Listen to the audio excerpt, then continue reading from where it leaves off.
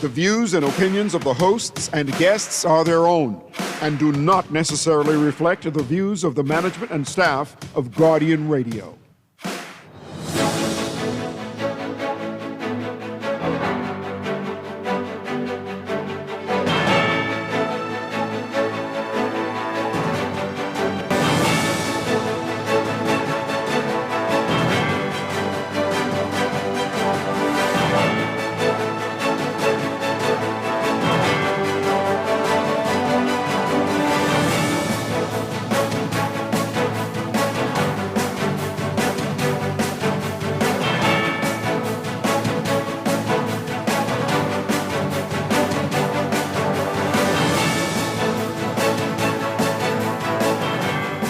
Good morning. NIB facing a huge deficit, a $32 million shortfall projected for 2025.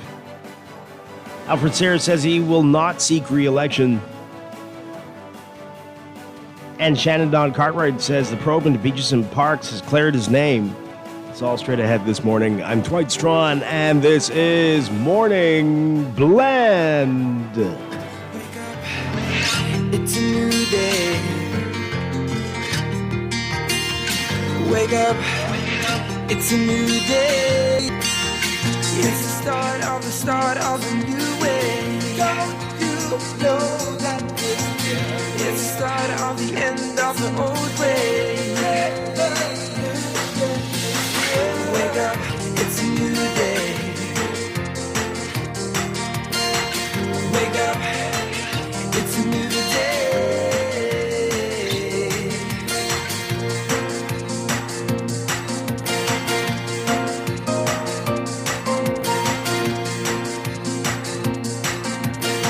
Good morning again, Bahamas. It is Wednesday, June 11th, 2025. This is Morning Blend on Guardian Radio 96.9. Again, I'm Dwight Strachan. In a moment, Chester Robards will be joining us. Also this morning, we'll get a preview of the weekend's Jenny Dean Walk. And later, it's our monthly series with Bristol. A lot to get to on this Wednesday. But first, it's time for the overnight, the latest breaking news from while we're sleeping, and the top national and international headlines this morning.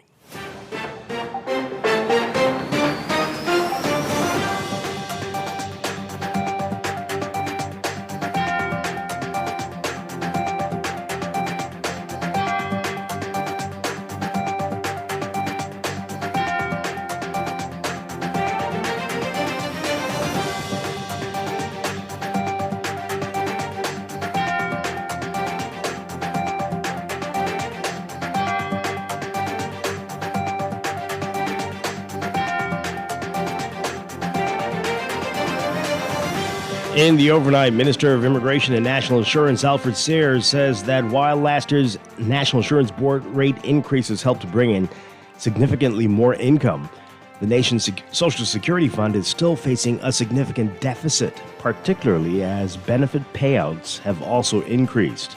Sayers in the House Assembly during the budget debate yesterday saying the policy adjustment has positively impacted the fund's revenue position, generating an additional $4 million per month in contributions. And he said this has proven essential in NIB's ongoing efforts to strengthen the financial sustainability of the fund. A comprehensive range of initiatives aimed at reforming NIB that were undertaken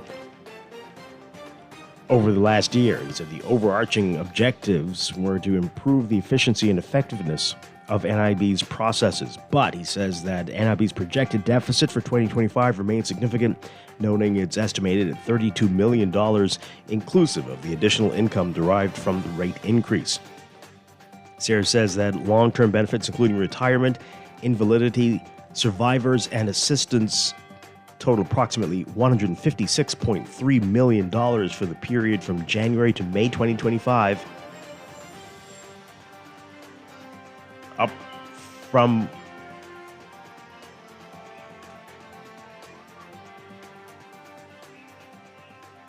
$141.1 million during the same period last year.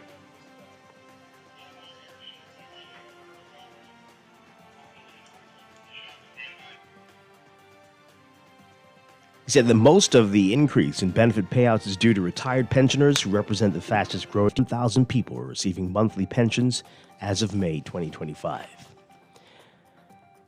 Immigration and National Insurance Minister, as Alfred Sears is, he also says that while the Department of Immigration saw a record increase in revenue over the last fiscal year, the cost of detention and repatriation exercises are a burden on taxpayers. He said repatriation exercises for the period of 2024 to May 2025 were estimated to be over $1 million, with other repatriation exercises currently being processed for payments. Sears says that in 2024, of the 2,910 foreign nationals who were repatriated, an overwhelming number of them were Haitians. Those numbers were down from the 4,594 people repatriated in 2023 and 4,748 in 2022. Sears noted that the Department of Immigration also spent significant funds on the detention of migrants awaiting repatriation. Sears making other news in the House yesterday. The Fort Charlotte Member of Parliament announcing that he will not run in the next general election. He said that after much prayer, thoughtful discussion with his family, and critical reflection, that he's advised the Prime Minister and the leadership of the Fort Charlotte branch that he will not be seeking the nomination. F&M Deputy Leader Shannon Don Cartwright says he's been advised that an investigation into the operations at Bahamas Public Parks and Public Beaches Authority found no evidence that he committed any crime when he headed the agency. He made the announcement in the House yesterday. Cartwright served as executive chairman of the authority under the Minnis administration. After taking office in September 2021, the Davis administration launched an investigation into the authority's affairs. Yesterday, Cartwright referred to an investigation by the Office of the Director of Public Prosecutions, which he said concluded last October and cleared his name.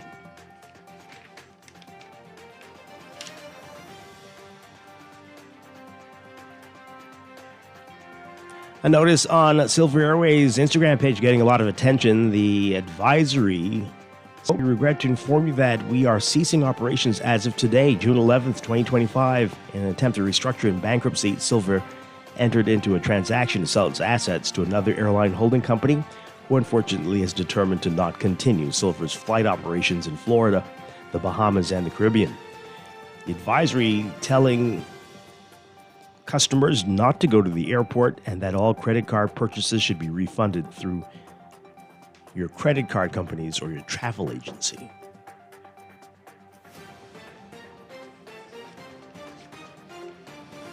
Overseas, Los Angeles police swiftly enforcing a downtown curfew Tuesday night, making arrests moments after it took effect, while deploying officers on horseback and using crowd-control projectiles to break up a group of hundreds demonstrating against U.S. President Donald Trump's immigration crackdown.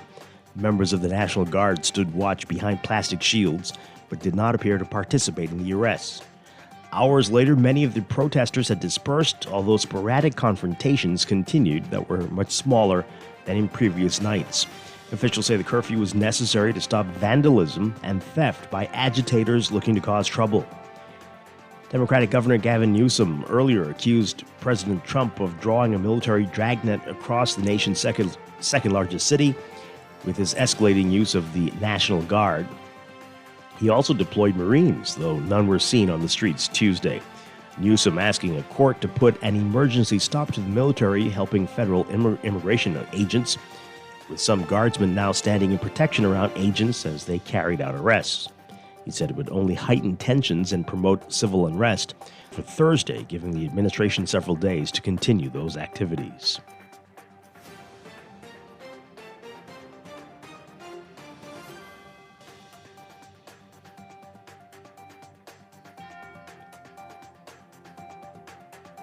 Austria falling silent for a minute today in memory of 10 people killed in a school shooting in Graz, which ended with the gunman taking his own life. The man's motive remains unclear. Austria has declared 3 days of national mourning following what appears to be the deadliest attack in its post-World War II history. At 10 a.m. on Wednesday, marking the moment a day earlier when police were alerted to shots at the school, a high school in Graz, the country stopped for a minute of silence. Hundreds of people lined the central square in Graz, Austria's second biggest city, Some laid more candles and flowers in front of the city hall, adding to a growing memorial to the victims. The first candles were lit as a crowd gathered on the square, some people hugging each other as they tried to come to terms with the tragedy. Hundreds of people joined Austrian officials at a service Tuesday evening in the Graz Cathedral.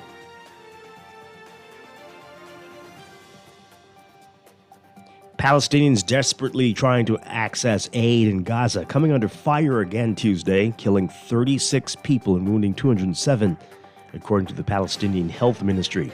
Experts and humanitarian aid workers say Israel's blockade and 20-month military campaign have pushed Gaza to the brink of famine. At least 163 people have been killed and 1,495 wounded in a number of shootings near aid sites run by the Israeli and U.S.-backed Gaza Humanitarian Foundation, which are in military zones that are off-limits to independent media. The Israeli military has acknowledged firing warning shots on previous occasions at people as approached its forces in a suspicious manner. The foundation says there's been no evidence in or around the distribution points themselves, but it has warned people to stay on designated access routes as it paused delivery last week while it held talks with the military on providing safety and improving safety. Russian forces launching a new drone assault across Ukraine overnight on Wednesday, killing 3 people and wounding 64 others. One of the hardest hit areas was the city of Kharkiv in northeast Ukraine, where 17 attack drones struck 2 residential districts.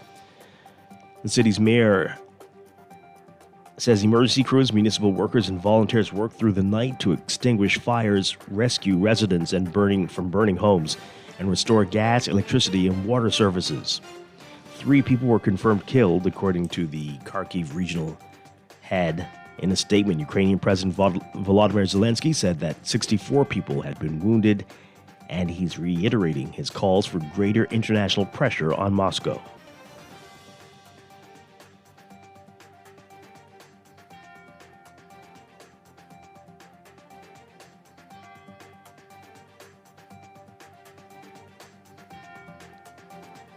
Seven people, including 2 police officers, killed in Colombia Tuesday as rebel groups detonated bombs near police stations in the city of Cali and the neighboring Cauca province. Colombia's national police confirming in a statement.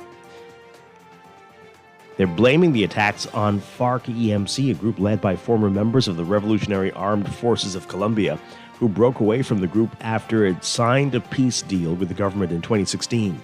Authorities say the rebels placed bombs in cars and motorcycles that were parked near police stations, while also waging some attacks with gunfire and grenades. Colombia's police say there were a total of 24 attacks on Tuesday in the city of Cali and surrounding provinces, in which 28 people were also injured, including 19 civilians.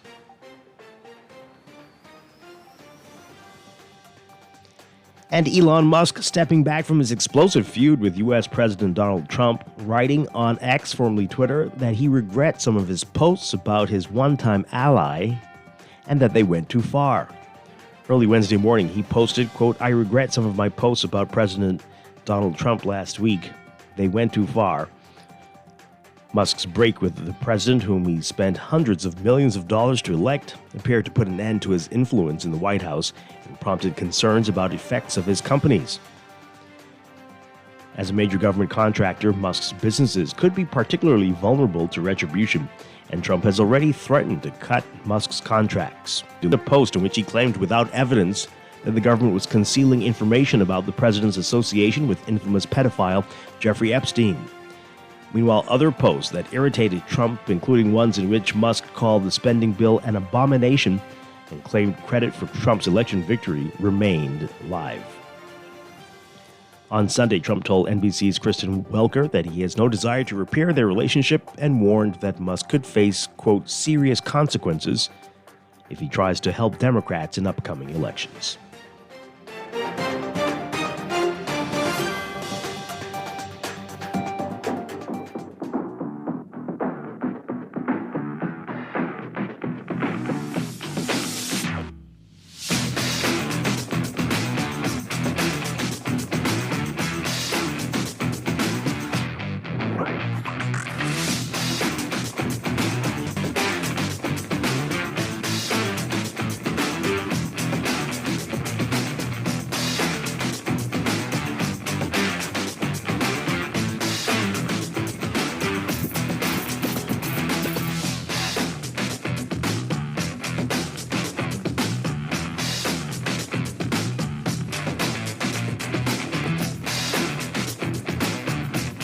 In sports, Team Bahamas giving it quite a ride, reaching the semifinals of the 2025 Pony Baseball Bronco 12 Under Caribbean and Latin American Baseball Zone Championships in the Dominican Republic. But at the end of the day, they came up just short of their desired goal.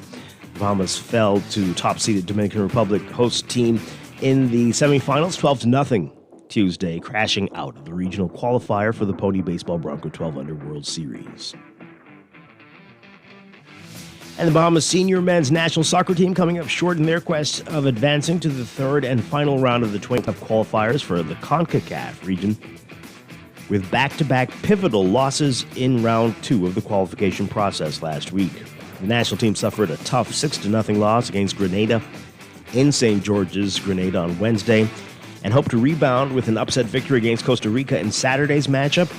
However, Costa Rica dominated the Bahamas 8-0 in Barbados on Saturday, advancing out of Group B of the qualifiers with an undefeated 3-0, a win-loss draw record, and a leading total of 9 points. But Team Bahamas dropped to an 0-4-0 record and were subsequently eliminated from the qualification process. And the Bahamas earning an 8th place finish overall in their first appearance at the team at the New York Yacht Club in Newport, Rhode Island last week. The country was represented by notable sailors. You can read all about it in today's Guardian Sports section. From the NFL, Aaron Rodgers doesn't need to keep doing this. He knows that. But the 4-time NFL MVP's decision to return for a 21st season and to do it in Pittsburgh was not about trying to prove something to himself, the New York Jets, or anyone else. Standing in front of a sea of cameras more suited for the week ahead of a conference championship than what the Steelers head coach Mike Tomlin calls football light. The 41-year-old Rodgers yesterday making a compelling case that he's trying to author in Pittsburgh is about something. What he's trying to author is about something deeper. He said, quote, "A lot over my career and life from strictly the ego, even if they turn out well, are always unfulfilling. But the decisions made from the soul are usually pretty fulfilling. So this was a decision that was best for my soul."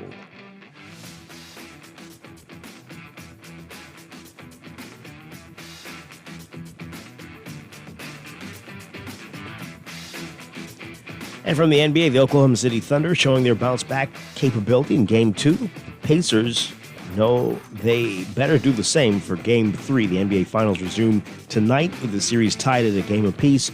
The matchup shifting to Indianapolis for Game 3. And what will be the first Finals game in that city in 25 years. The Pacers know it's on them to respond after Game 2 wasn't much of a contest. The Pacers haven't lost back-to-back games in 3 months, going 9-0 after losses in that span. This would be a good time for them to extend that run. That's sports. Sports brought to you by Blanco Bleach. When hurricane season hits, cleanliness and safety matter more than ever, and Blanco Chemicals has you covered. This proud Bahamian company offers a powerful line of bleach products. Stock up on trusted cleaning essentials before the storm. Look for Blanco Chemicals at your favorite grocery store or call them at 324-12. Visit BlancoChemicals.com.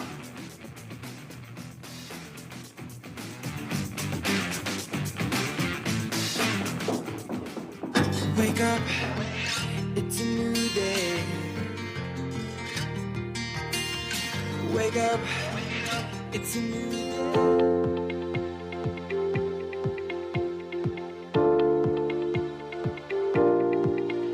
And it is time for your first look at weather for today, brought to you by Star General. We've got a severe weather warning in effect until 7:35 this morning. We'll see if that gets extended. But this is in effect now for Andros, and now it's been updated to include New Providence. A severe weather watch is also in effect for Western Grand Bahama and Bimini. So the Department of Meteorology says that they're noticing a line of a large cluster of heavy showers with embedded thunderstorms moving northwest slowly Towards and across these areas, these showers and thunderstorms associated with a moist and unstable air mass. Some of these showers are going to be locally heavy and thunderstorms strong to severe at times, causing strong gusty winds, dangerous lightning, heavy downpours, possible hail, and possible waterspout or tornado activity. Localized flooding also possible during these storms. So we've been telling you about this. Rain chances are going to be up for the next few days before we dry out a bit later in the week. So this is as a result of Atlantic ridging that continues to support moderate to locally fresh winds and stream low-level moisture along the southern end of it, increasing showers and thunderstorms across the western portions of the islands. So high-pressure ridging will continue to bring low-level moisture. Showers will subside later in the week by Thursday as a patch of Saharan dust moves across the area. And the humid east to southeasterly wind pattern will continue across the country for the weekend and into the new work week. So there remains a moderate risk of rip currents along Atlantic exposures in the central and southeast Bahamas and a moderate risk for waterspout activity. There's also potential for severe thunderstorms across the western islands that we've been telling you, including Grand Bahama, Bimini, Andros, and Ragged Island. UV and heat indices are going to be high as well. So a lot that we're dealing with today. Your forecast for today for the northern islands, including Grand Bahama, partly cloudy, a 10 to 20% chance of showers, increasing to 20% tonight. For the northwest and central Bahamas, a mix of sun and clouds today, turning mainly fair tonight. 10 to 20% chance of showers, winds east to southeast at 15 knots with higher gusts. For the southeast Bahamas, partly cloudy. Also a 10 to 20% chance of showers, winds east to southeast at 15 to 20 knots with higher gusts. High temperatures across the area of around 91 Fahrenheit, 33 Celsius. The heat index will make it feel like it's 100 Fahrenheit, 38 Celsius. Overnight lows tonight getting down to about 80 Fahrenheit, 26-27 Celsius. That's your first look at weather this morning. More on this extended outlook when we get back, a little bit later in the show. But this weather check brought to you by Star General Insurance Made Simple.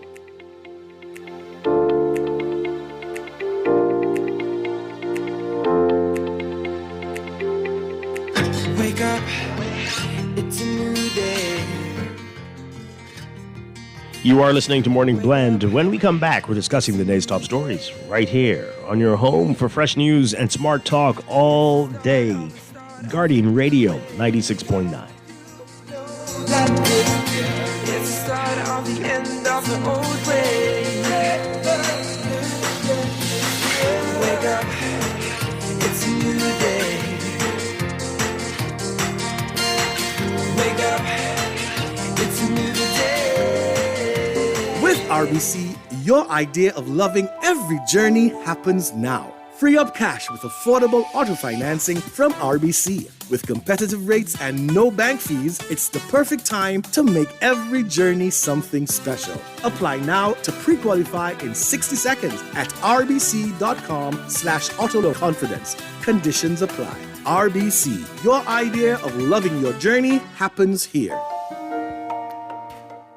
Planning for retirement can be overwhelming, but with CFAL, it doesn't have to be. We offer tailor-made individual, group, and pension solutions that take the guesswork out of retirement planning. Whether it's for you or your company, don't leave your future to chance and let the trusted hands of CFAL's experts guide you toward peace of mind and financial stability. Low upfront costs and affordable monthly payments make it easy for you to build wealth so you can live well. Visit us at cfal.com to start on your path toward financial freedom. CFAL, growing wealth for future generations. Southwest Plaza has so many stores, I've been trying to find a sensible way to list them all. There's CBS Bahamas, the Ashai Institute, BENC Snack World, Bamboo Shack Bahamas, there the Athlete's Foot and BTC, Games and More, John Bull Fine Threads, Alive, Bahari, Dairy Queen, 700 Wines and Spirits, Sandy's Clocks and Island Lock, Starbucks and Lowe's Pharmacy, plus Marco's Pizza and Lorraine. Southwest Plaza, what a wide array of stores. Southwest Plaza, stop by today and explore. Family life is full of joy and challenges. With a Fidelity personal loan, you can handle life surprises while focusing on what matters most. From home renovations to unexpected expenses, our loans are fast, reliable solutions to any problem life throws your way. Make that move today. Call 356-7764. Fidelity, we're good for you. This is Guardian Radio 96.9 FM, streaming on GuardianTalkRadio.com and the Guardian Radio app, Nassau, Bahamas. It's official. The BYD showroom is now open at the mall at Marathon, and it's like a portal into the future. Sleek rides, cutting-edge tech, all from the world's #1 electric car brand. Slide through for a free coffee at the Dream Bar and let the Easy Car Sales team show you why everyone's falling in love with electric. Rain or shine, it's cool, comfortable, and convenient. Open 10 to 6 daily through the food court entrance at the mall. Your electric journey starts now. Maybe it's time to explore your options. There's no harm in reviewing your mortgage arrangement and considering a better deal. CIBC Caribbean can help you narrow your search and decide. Switch your mortgage to CIBC Caribbean and enjoy a special interest rate and help towards your switching cost. Visit CIBCFCIB.com/inspired home for more information. Conditions apply.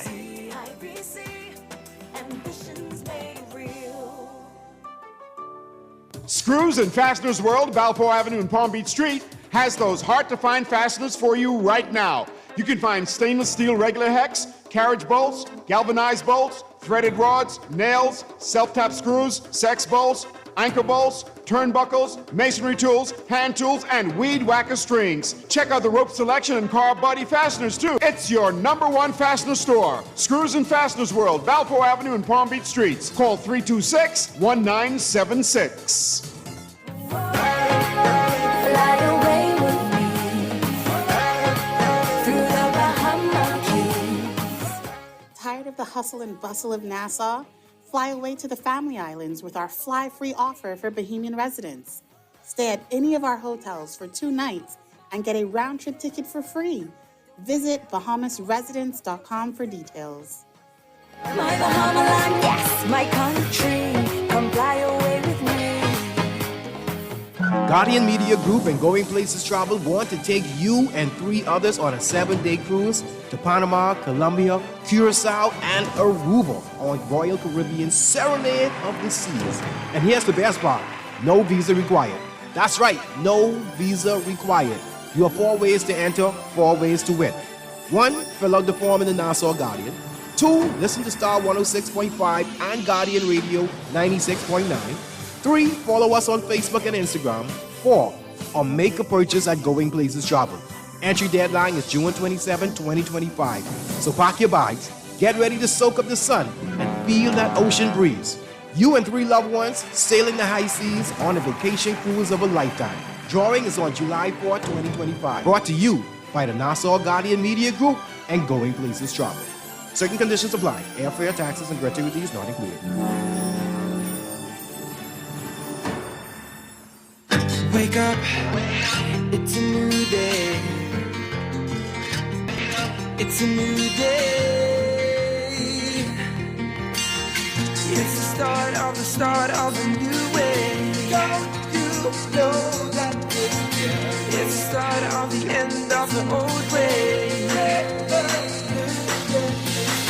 Wake up, it's a new day. Wake up, it's a new day.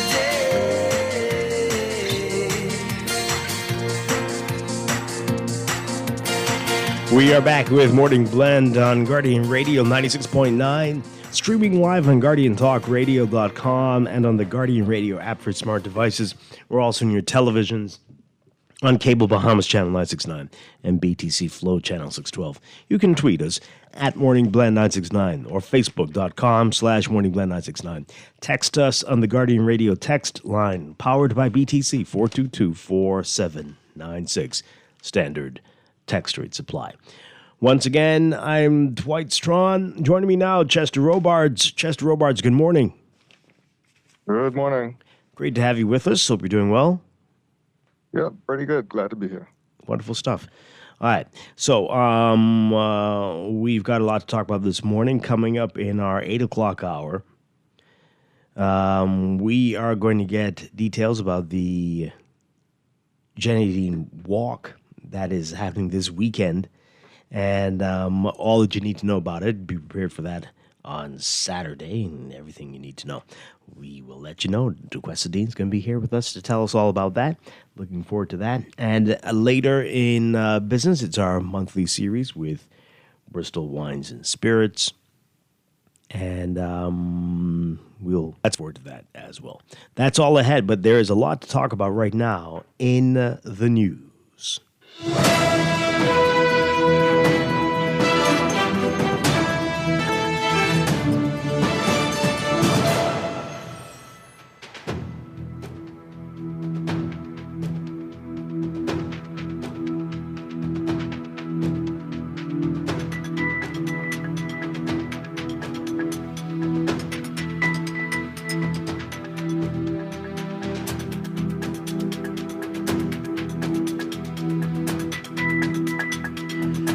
And let me just get that name right. So it's the Jenny Dean Caring and Sharing Cancer Support Group Walk. It's a long name. It's a long title there, but it's for a very, very good cause. And we'll give you all the details in just a bit.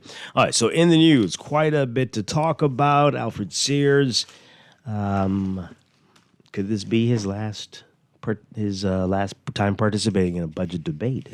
He says he's not going to be seeking re-election, as he talked about the ministries in his portfolio, national insurance and immigration. We'll get to what he said about national insurance and immigration. Take a listen to what he said in the House yesterday during the budget debate.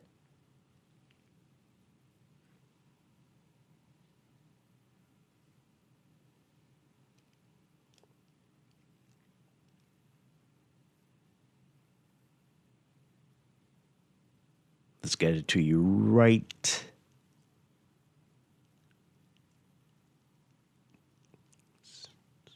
now. Yeah? After much prayer, thoughtful discussion with my family, and critical reflection, I have advised the Prime Minister and the leadership of the Fort Charlotte branch that I will not be seeking a nomination in the upcoming elections. This moment marks not an end, but a transition, one rooted in grace, perspective, and purpose. For the past 25 years, I have had the distinct honor of serving the people of Fort Charlotte, a community that welcomed me into their homes, entrusted me with their dreams and aspirations, and allowed me to bear witness to their resilience and spirit, and I thank them sincerely.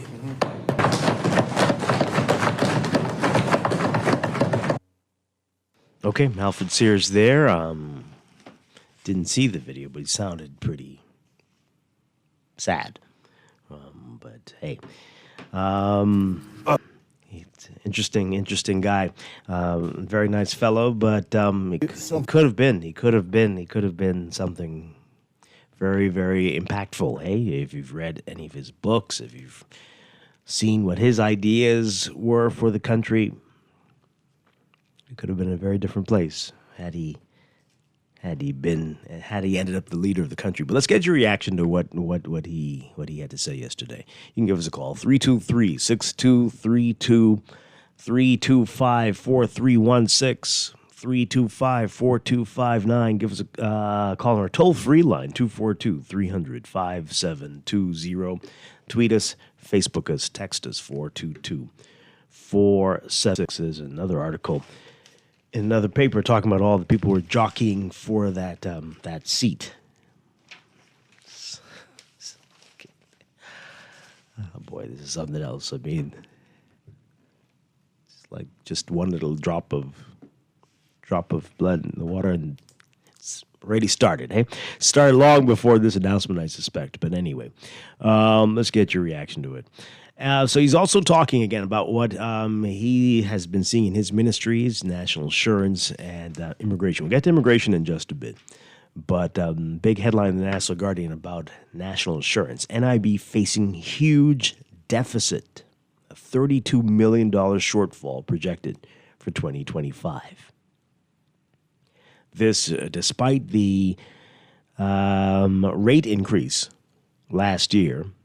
He says that is bringing in more income, but the Social Security Fund is still facing a significant deficit, particularly as benefit payouts have also increased.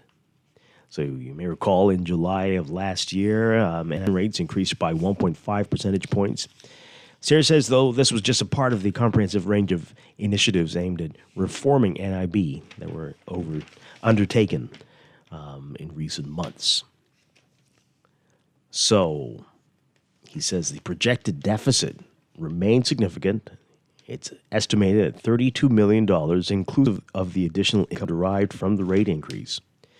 He said, quote, "It's important to highlight that a substantial portion of this deficit, which is $16.85 million, or 50% of the total projected shortfall, arises from the ongoing gap between contributions collected and benefits paid." He said that long-term benefits, including retirement, invalidity, survivors, and assistance, total approximately $156.3 million for the period from January to May 2025, up from $141.1 million during the same period last year. The increase in benefit payouts are due to retired pensioners, who represented the fastest-growing group of claimants. Sarah says 51,000 people were receiving monthly pensions as of May 2025. Now, as it relates to short-term benefits, which include sickness, maternity, funeral, injury, and unemployment, the payouts totaled approximately $19.1 million from January to May, compared to $17.3 million during the same period last year.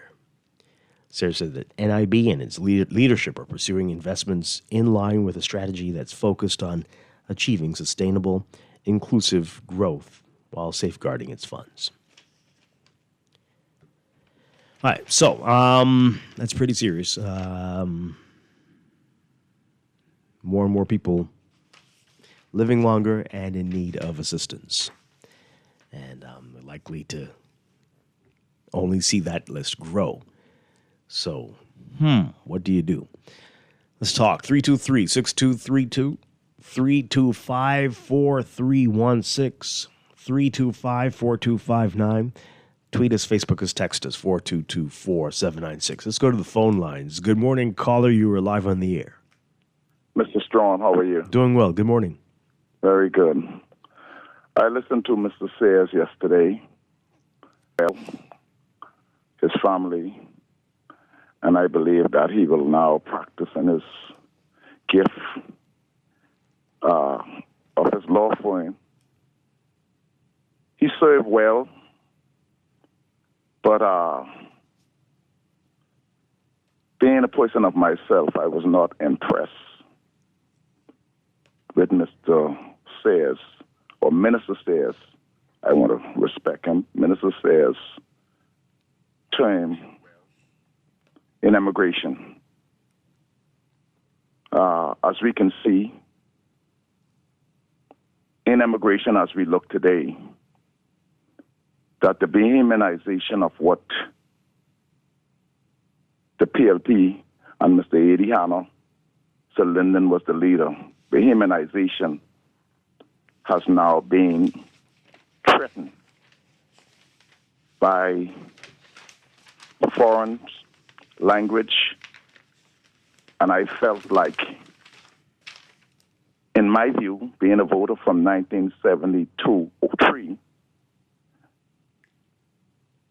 his liberal style and view is not present for today's running country. So you think the minister has that much power that they could decide the tone and tenor of the whole ministry, that is, and you can lay the blame firmly at one minister who's been there just a couple of years? Well, like I said, Mr. Minister says, in my view, being a voter for many years, he have failed me. I'm only speaking for me. His liberal views and style. So all the stuff you're talking about just started happening in the last year or so? That's what you're saying? Last 2 years, yeah? Well, Mr. Strachan, you're a brilliant man. And when I talk about different issues, such as the liquor store and etc., you see them, you pass them every day on BC. There are some issues that we just make low-picking fruit while we see it and know it, and try to liberalize it rather than dealing with it and let it get it out of hand. We, as organically Bahamian, will suffer the consequence while others benefit from it. And I think Mr. Minister says, fail me and fail this country. I was not impressed with his liberal style of leadership. I cannot digest that. Okay. I have to say it for what it is. Well, no one can digest it. Thank you much, though. We appreciate the call. Because it's all new. Well, I mean, what, you swallowing that? Is it you? Is it one person? Suddenly everything is liberal and everybody come home to the Bahamas? I don't think that's how it's been. But that's odd. Very odd. And when was the last time, I'm curious, last time there was an impressive minister of immigration, if you go by thinking that the minister has that much authority. Let's take another call. Good morning. You are on the air. Hi. Good morning, Dwight. Good morning. Right, you ain't got no Chester's right there. Okay, morning to your co-host, too. I wouldn't go harsh as Dr. just now, because there was a time when Minister Sayers was a stellar MP. I recall that. He really was a good MP. However, there was a time when Minister Sayers and the present Prime Minister opted not to serve the Bahamian people, to go after some big dollars elsewhere. I was disappointed then. Several of us was disappointed then, and then he came back. And this time, the position that he's in now, I'm sure he has a heart. He knows that he kind of is on the wrong tangent. So all I say to him is bittersweet. Okay. Well, what are we talking about here? I mean, like, what are you saying? You're saying that are you blaming him for what?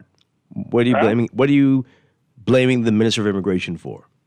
What do you? Well, you see the problem we got the day and what we had before he came over, and we are railing against it, and he has been basically silent. No, well let's identify which problem we're talking about here. You're talking about people who are working legally in the country who are foreigners. We if you're working legally in the country, you ain't got no problem with me.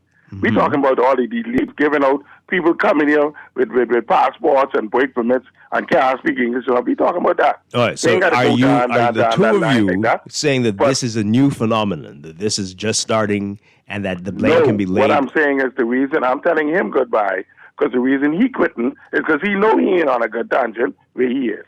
He knows that.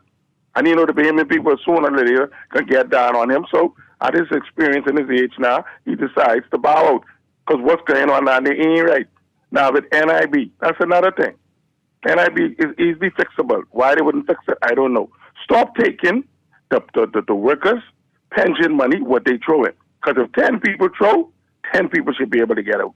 You understand me? Not 15 and 20 people. Some because their husband dead, they getting their husband money, and these people never made a contribution to that fund. All of that need to stop. All these wives would go in there to collect, and I have been in there but nothing. And all these people would live a life of crime, and then when they get shot and break up, like one of my sons, never contribute, getting NIB, that need to stop. That's why the NIB fund ain't doing what it's supposed to do. Prime Minister's taking $100,000 to put on special fund to go to find out where that money going from this money. All of that footage just need to stop. Expats them want to come work here, you pay double. especially if you're not seeking citizenship. You work on wait, you pay double NIB on all of that stuff. And that fund wouldn't have no problem. Dwight, thanks for taking my call. Oh boy. Okay, it's going to be one of those days. I'm going to be happy when Bristol gets here. All right, so let's get to the immigration thing. This is what I think people are angry and have a right to be angry, but there's so many different things. And I'm not too sure. I hope people listen to our very interesting interview with the Minister of Labor before Labor Day. But anyway, take a listen to this. So our Rachel Scott writing about today. Immigration and National Insurance Minister Alfred Sears says that while the Department of Immigration saw a record increase in revenue over the last fiscal year,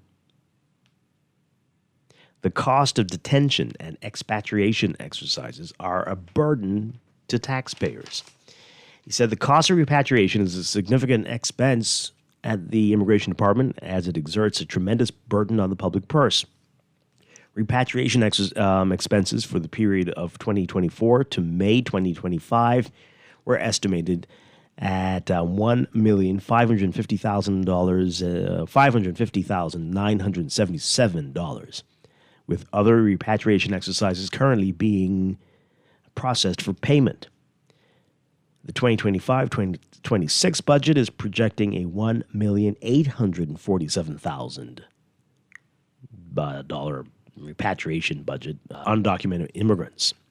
Sears says that in 2024, of the 2,910 foreign nationals that were repatriated, 2,910, an overwhelming number of them were Haitians, but those numbers were down from the 4,594 people repatriated in 2023 and 4,748 in 2022. That's a significant decrease. Why is that?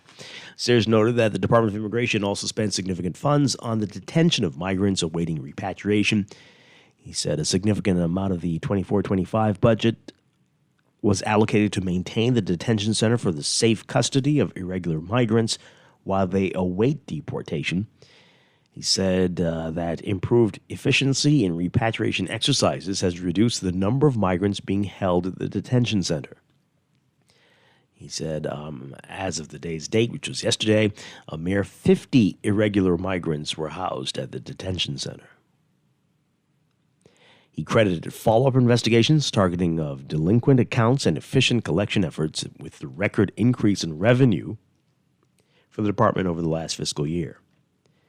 And he said that revenue collected from 2024 to May 2025 is estimated to be $123,770,590, compared to $97,659,050 last year. It's also projected that this year the Immigration Department will surpass revenue for the fiscal period 25-26. All right, so a dramatic decrease in repatriations, but only 50 people at the detention center, and the record revenue. Interesting stuff going on. All right, but so far 2 callers. Happy to see Sears go. What do you make of this, Chester? What's going on here? I mean, I hope at some point all politicians who've been to the House of Assembly reflect on their time. If their time representing their constituencies and taking care of their country was well spent. I personally, I don't think I was ever in his constituency, or maybe I was for a time. I never saw him when I was there. Not that mattered. But I don't remember during my time as a journalist covering Mr. Alfred Sears and thinking whatever he was representing at the time, that something spectacular had happened or that something groundbreaking happened. I don't remember any of those things.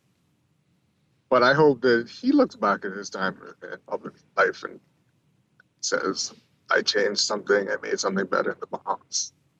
Maybe that's the most important thing. Okay. All right. I remember when he was Minister of Education, there was some movement. Some things were happening. But that was a while back. That was quite a while back. Let's take these calls. Good morning, caller. You're on the air. Are you there? No, let's take the other call. Good morning, caller. You're live on the air. Hello, good morning. Hi. I don't think any ministry he had on his portfolio, he did a good. But does the millions of dollars immigration payout in illegal detentions, does that count towards the deficits or whatever? Well, I don't know. They have a budget, so. I'm saying because they say because they spend a lot of money. I mean, millions of dollars paying out. Because I remember one case they held a guy for like 7 years illegally. You know what I'm saying? So maybe that could help in some of the shortfalls. In terms of NIB, just like how the previous caller said, NIB has the money. They just manage it. They don't manage it right. And there's no freedom of information, so there's no accountability to see where the money is going, who the money is going to. I remember a case where somebody didn't even pay NIB. A well-known businessman, and I think he owed over $100,000 in NIB payments. So are they going after who was a friend of the government, who owes NIB? And it's like corruption is just killing us, and no one wants to really talk about the real problem, and that's the issue. Corruption and secrecy. Thank you. Okay. Lots of old stories brought up. Okay, well, they'll have to explain for themselves what happens. People are put in court all the time for failure to pay and have payment plans and stuff like that, but that's for them to explain. All right, good morning, caller, on the air. Hi, good morning. I can give Mr. Sayers a good thing on his portfolio that the boats, you don't hear much about boats coming in anymore. And I don't know if it has to do with him and his administration and his government. But he still bamboozled us because now the same people don't have to use boats no more. They actually catch flights with passports. So why would that be? It did happen underneath him. I hear you asking everybody to start happening underneath him, but this guy, he's actually worse than the worst. Wow. The rest. Okay. I don't know if that's something you can blame him for. But okay, I hear you. People overstaying and they're going after them. That's a different story. That definitely comes under him. But if people are coming here legally, how do you blame the immigration minister? Okay. This wasn't it's supposed to be a report card on Sears, but it's turning into that. But hey, good morning. You're on the air. Yes, good morning. I wouldn't put the blame square on Minister Sayers because he served at the pleasure of the Prime Minister. And I think we need to really look at where this whole thing has its root problem. Because do you remember when Mr. Roker attempted to fix the immigration problem, but the Prime Minister blocked him at that time? So you must give him credit, even though he's a laid-back fellow, smooth talker. And I think he was one of the most honest persons you could come across. I listen to him that way, and I feel that way about him. Now, what he does otherwise, I don't know. But I don't think it's fair to just simply criticize him. Because, I remember some former ministers of immigration being so proud of how much revenue that particular agency collected. So the actual focus was on collecting revenue. So you were easily given a work permit because the actual goal was that revenue. Now, where you go from there, because you get a work permit to be a carpenter, but you end up driving a bus. And that seems to be the problem that's occurring with immigration. So a long-standing problem. A long-standing problem. Yeah. And now we have added to that, we have a prime minister who allegedly is attempting to probably use the immigration system and have persons who he grants citizenship to to become voters, as he had to fire or remove one of his ministers for just issuing out immigration papers in church. So obviously that particular agency is plagued with a lot of problems, and it's now affecting our NIB plan and all the other plans, because that was a heavy money generating. It still is. So, be light on Mr. Says and go straight to the Prime Minister. That's the problem we have. Wow. All right? Okay. All right. Oh, boy. This is an interesting person says here. Let's go to the text. We'll get back to the calls in a bit. Minister Sears' plan for Andros being with a brand new city demonstrated his vision. We missed out on that one indeed. A lot of great ideas. Because of his handling of BPL, power bills were sky high. Citizenships handed out like hair, or mangoes, or I think you're trying to say hairy mangoes. Ah, okay. Oh boy. And a good riddance. Wow, that's harsh. Sears needs to go home. As a constituent, I feel like he only checked for people in the Chippenham area and ignored the rest of us. His attitude changed from warm and engaging and acted like people were annoying him. So tell him to keep the rum cake. You're getting rum cake? What? Some of us got real issues where we needed his help, but were ignored. Oh, man, this is a bitter morning. And this person says here, sorry to digress from your topic, but did Belinda Wilson retain the leadership of the BUT? According to Belinda Wilson, although the official count isn't in as yet, she says it appears to be a landslide victory. So as soon as we can get those numbers in, we'll confirm all of that, but that is how it's looking so far. This person says here, I think the minister should have pushed to get anyone who is non-Bahamian out of immigration. Mother and father should be Bahamian. Oh, wow, okay. I mean, working there. So if you were only half Bahamian, you would need to be transferred? Because what reason? You would automatically have some allegiance to the other half of the country that your parent... Oh, interesting. That's how it works? Okay, Chester, you heard that?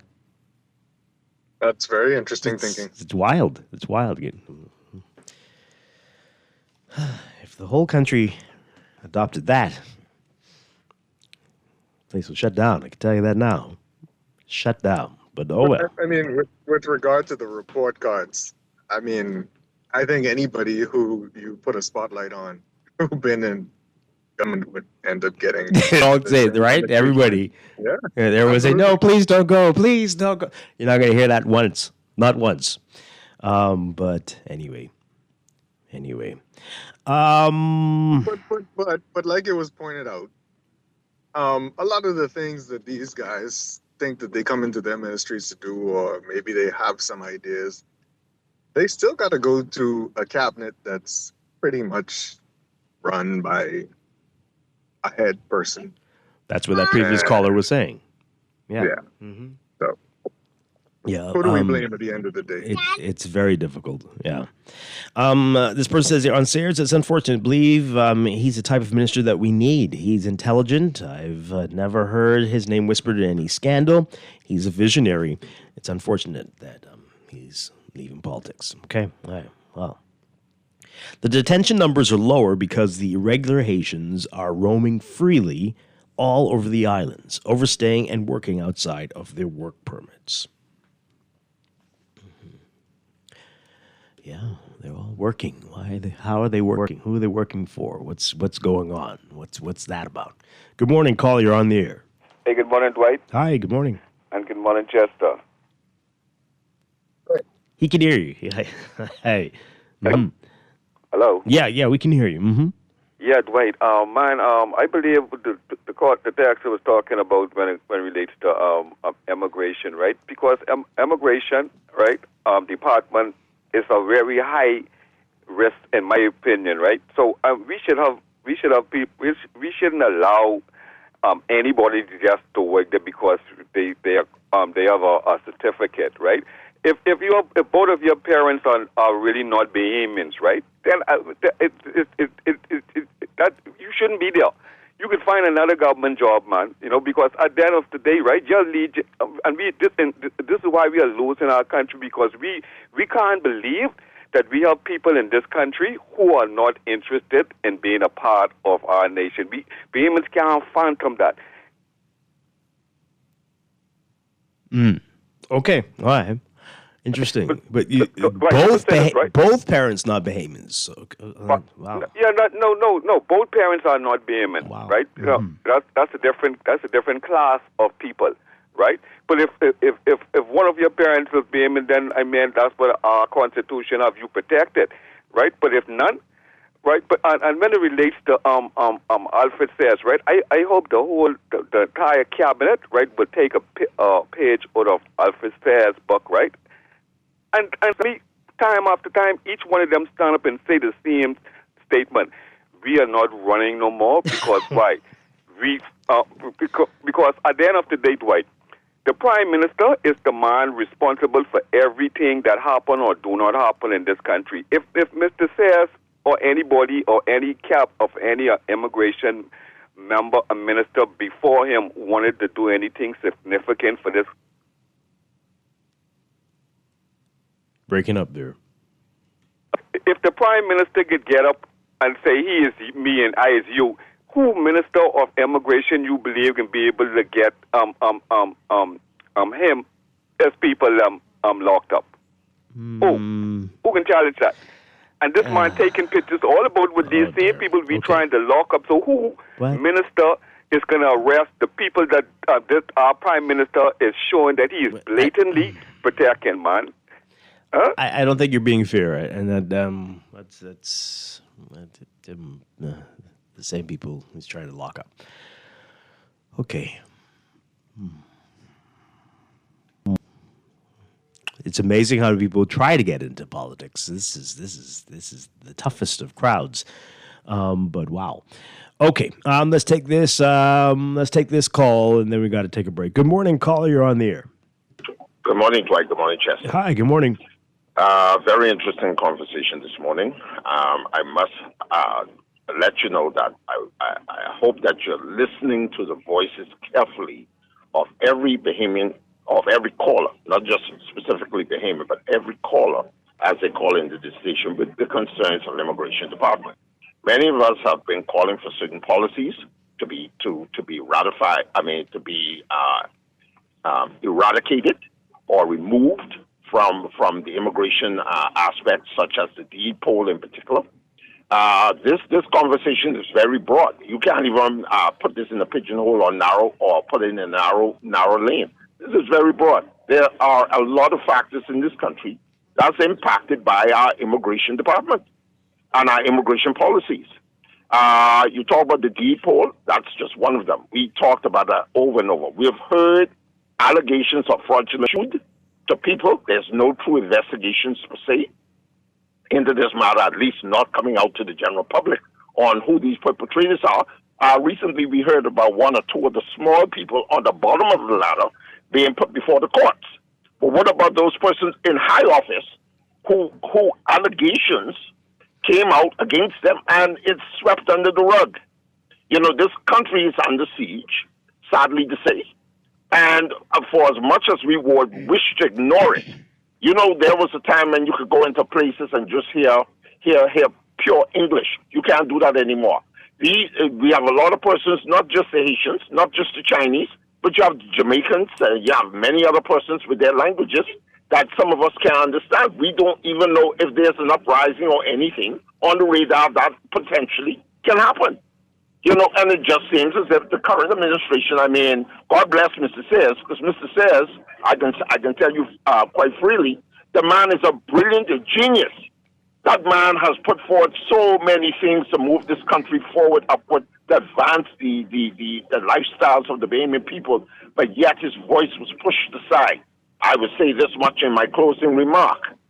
I am very certain that with all of the knowledge that Minister Sayers has of what's going wrong in the immigration department in particular, that he would be bold and forthright, come to the Bahamian public expose those things, and especially in his legal profession, where he would have helped to at least bring about something pertaining to law on how we can change some of these things. Because I can tell you, these prime ministers we've had within the past years, they're not interested in fixing this country, okay?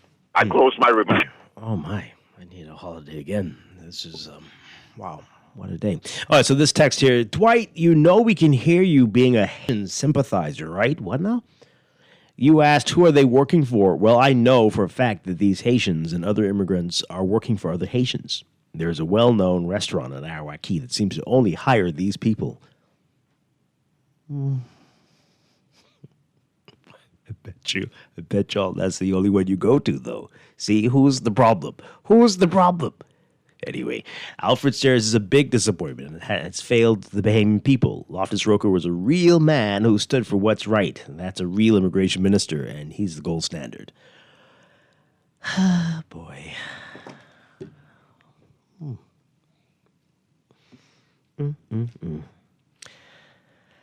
I'll take one more call, and then we got to go to the break. Good morning.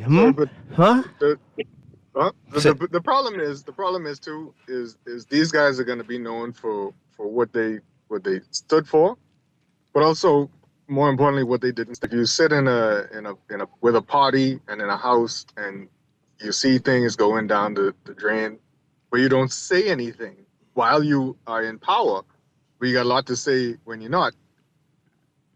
You know, what are people how are people gonna look at you? Right.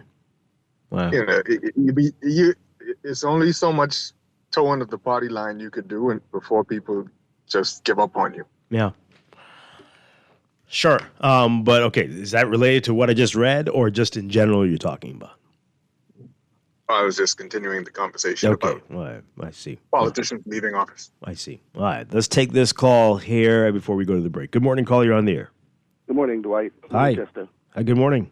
Dwight, let me throw a couple to name real quickly. Cecil Wallace Whitfield, Kendall Isaac, recent times, Vaughn Miller, Travis Robinson, one or two others, to Chester's remarks. Stand up for what? We pretend like our system of governance actually allows for people that we elect to really do business on our behalf. I mean, in realistically, how do we move beyond that point where the person that comes and sit down in our living rooms when they want to get elected to really hold their feet to the fire, not after we send them there, give them cars, great insurance, travel benefits. When do we realize that we got the cart in front of the horse? There's a solution. There's a solution to this, right? There's a solution to this. We are doing something very unfair to these politicians. I mean, I can't believe I'm saying that because they deserve what they get. But the people that we elect, if your party wins, you often get a cabinet post. And then, as we said, these folk, you cannot serve two masters. And but Dwight, and I agree with you, it still sits in our laps.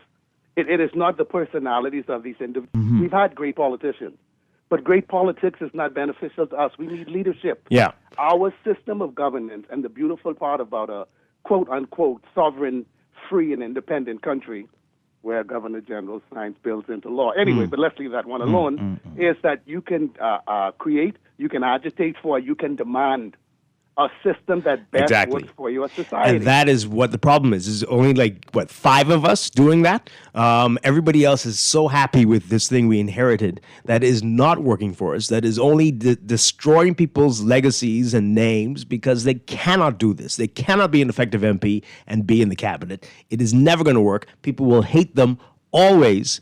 And I mean, again, this is what they wanted.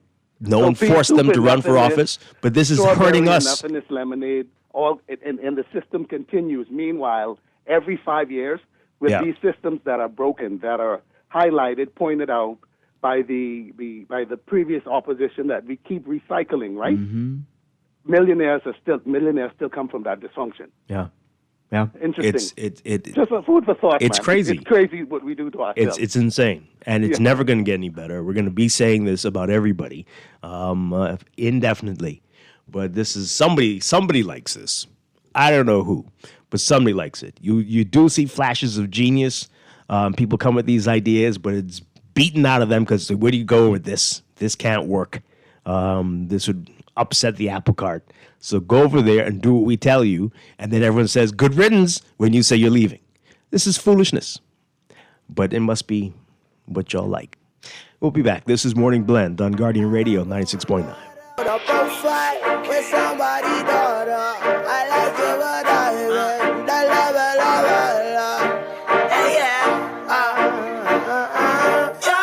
you should know I'm a Bahamian from the Bahamas. It's the place you vacation. Slide domino every occasion. If I did it over, I wouldn't change it. 'Cause this is what I love.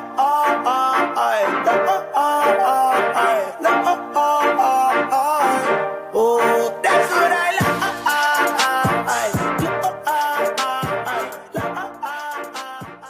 This is Guardian Radio 96.9 FM, streaming on GuardianTalkRadio.com and the Guardian Radio app, Nassau, Bahamas.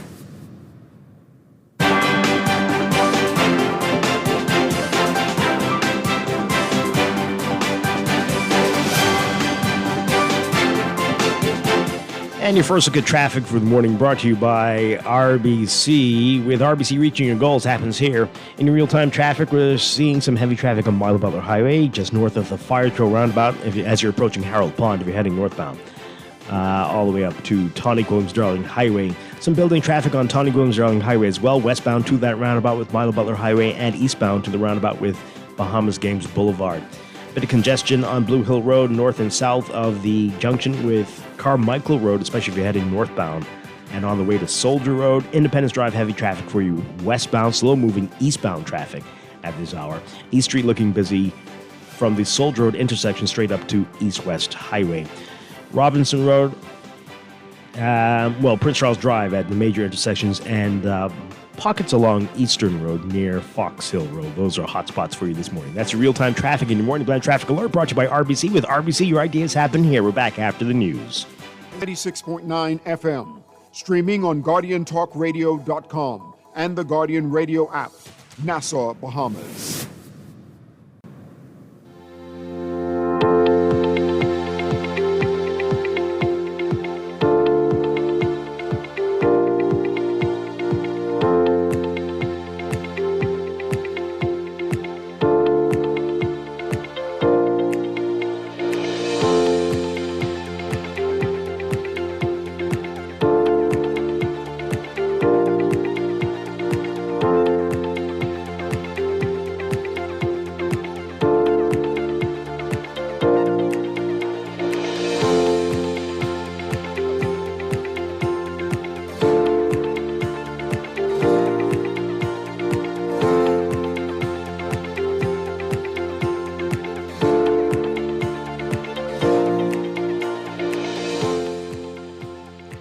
Welcome back to Morning Blend here on Guardian Radio 96.9. We are streaming live on GuardianTalkRadio.com and on the Guardian Radio app for smart devices.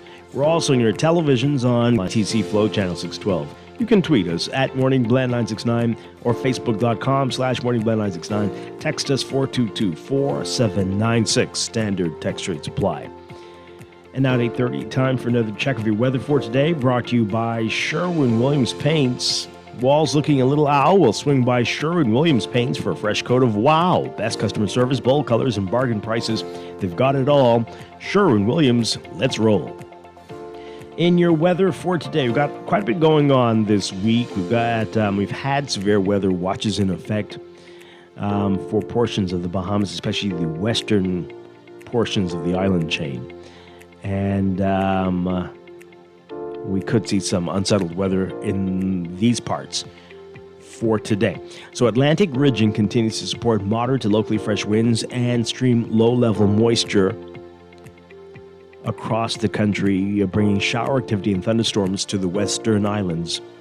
High-pressure ridging will continue to produce some breezy conditions along with this low-level moisture, but showers will subside in response to a brief patch of Saharan dust that's going to move across the area by tomorrow.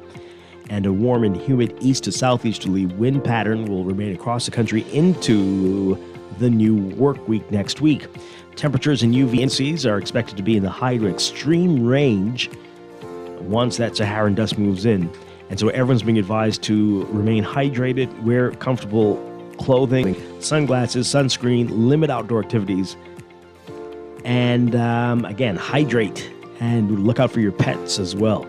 So there remains a moderate risk of rip currents along Atlantic exposures in the central and southeast Bahamas, and a moderate risk for waterspouts as well. The potential for severe thunderstorms will continue for the western islands, including West Grand Bahama, Bimini, Andros, and Ragged Island.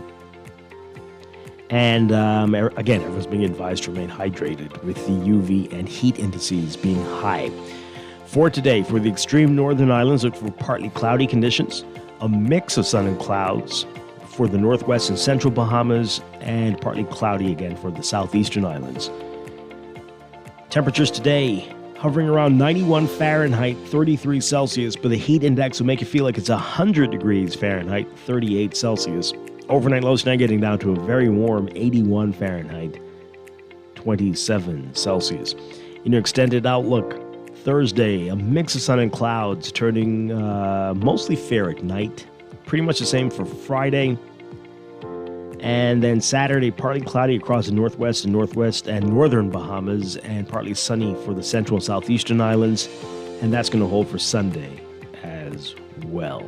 The tropics are quiet. Tropical cyclone formation unexpected through the next 7 days. That's your morning blend weather check. Weather check also brought to you by Easy Car Sales. Visit the new BYD showroom at the Mall at Marathon, open daily, rain or shine.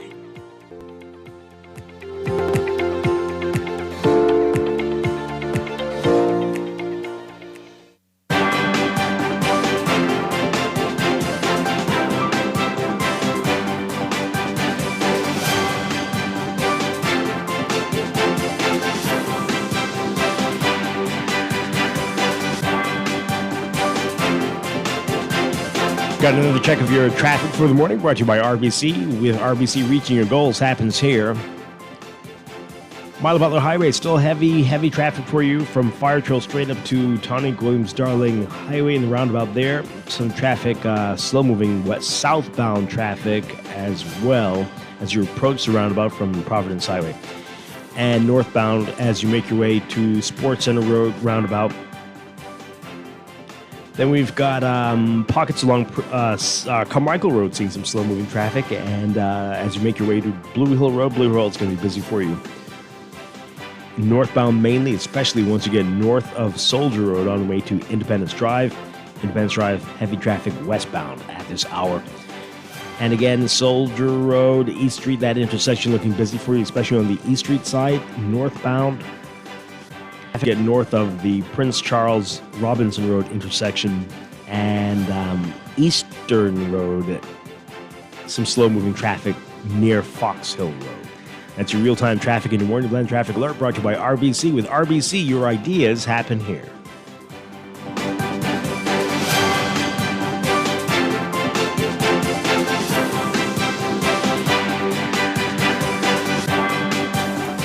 Been off the WSC grid for over a year? Now's the time to come back and save big. For a limited time only, the Water and Sewage Corporation is offering up to 50% off reconnection fees for customers disconnected for more than 1 year. Don't miss this chance to reconnect and enjoy reliable, quality water service at a discounted rate. Call 302-5599 to learn more. Water and Sewage Corporation, dedicated to dependable, affordable water solutions. What makes a hero? Someone who makes a difference in their community. Someone who has performed an extraordinary act of bravery or kindness. Someone who touches lives without recognition. Does this sound like someone you know? Through the CIBC Caribbean Unsung Heroes program, you can nominate your unsung hero for recognition. Nominations should be in one of two categories: outstanding work in the community and act of heroism. Send nominations to Unsung Heroes at CIBCFCIB.com on or before July 31st, 2025. Wake up and treat yourself to the breakfast you deserve with Wendy's new French toast sticks platter. 4 pieces of golden, crispy French toast sticks served with warm syrup, fresh cracked eggs, your choice of protein, and orange juice. It's sweet, savory, and everything your morning's been missing. Whether you dip, dunk, or just go, you'll never want to go back to your old breakfast routine. Better breakfast always starts at Wendy's. Now let me see now. 326 EPIC. Hello? This Epic Eckert battery. This Miss Beulah from round the corner. I hear you're selling tires now on Wolf Road too. Praise the Lord. It's about time. I live Fox Hill and Fire Trail. It's too far. That ain't all. They open Monday to Friday, 7 a.m. to 7 p.m. On Sunday and holiday, 8 a.m. to 4 p.m. My brother Sam, he's a hacker, and he could go right there and get fixed up. Call us at 326 EPIC. We ship also to the Family Island. As a healthcare professional, you dedicate your life to caring for others. But even with the best care, legal challenges can arise. Protect your practice and your peace of mind with medical malpractice insurance from Star General. At Star General, we've partnered with Lloyd's of London to bring you comprehensive professional liability insurance designed specifically for those consulting or practicing privately. Visit our website today so you can focus on what you do best, caring for your patients, while we take care of the rest. Star General, insurance made simple. Maybe it's time to explore your options. There's no harm in reviewing your mortgage arrangement and considering a better deal. CIBC Caribbean can help you switch your mortgage to CIBC Caribbean and enjoy a special interest rate and help towards your switching cost. Visit CIBCFCIB.com/inspired home for more information. Conditions apply.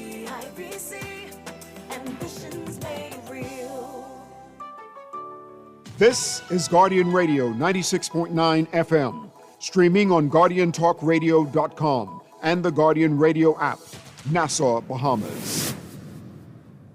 I don't go in water, I just go to boat fight with somebody's daughter. I like it what I hear, the love. Yeah, you should know I'm a Bahamian from the Bahamas. It's the place you vacation. Slime domino every occasion. If I did it over, I wouldn't change it. 'Cause this is what I love.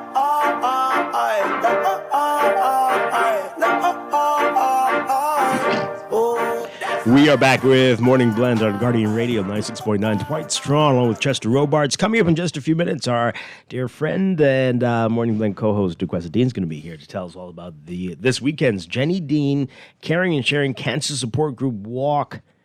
That is Saturday. We'll get details from her about that in just a bit. And later, Bristol Wines and Spirits going to be here in business, so a lot to get to. But just a few more issues in the news want to get through, including this announcement that has some people scratching their head. Our Chester Robards, hey, he wrote about this in today's Guardian Business section. Atlantis, yeah, that guy. Atlantis offers voluntary early retirement and separation packages to managers. In a short statement released yesterday, Atlantis Paradise Island said it has begun offering voluntary early retirement and separation packages to managerial employees.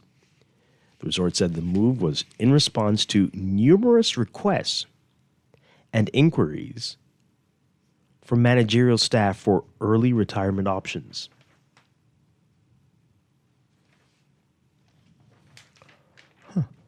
So the statement said Atlantis Paradise Island has announced a voluntary early retirement and separation package for members of its managerial team. This opportunity is entirely voluntary and is offered for a limited period only. The package is tailored based on each participant's role and tenure with the company. Calls to some Atlantis executives yesterday were not returned up to press time.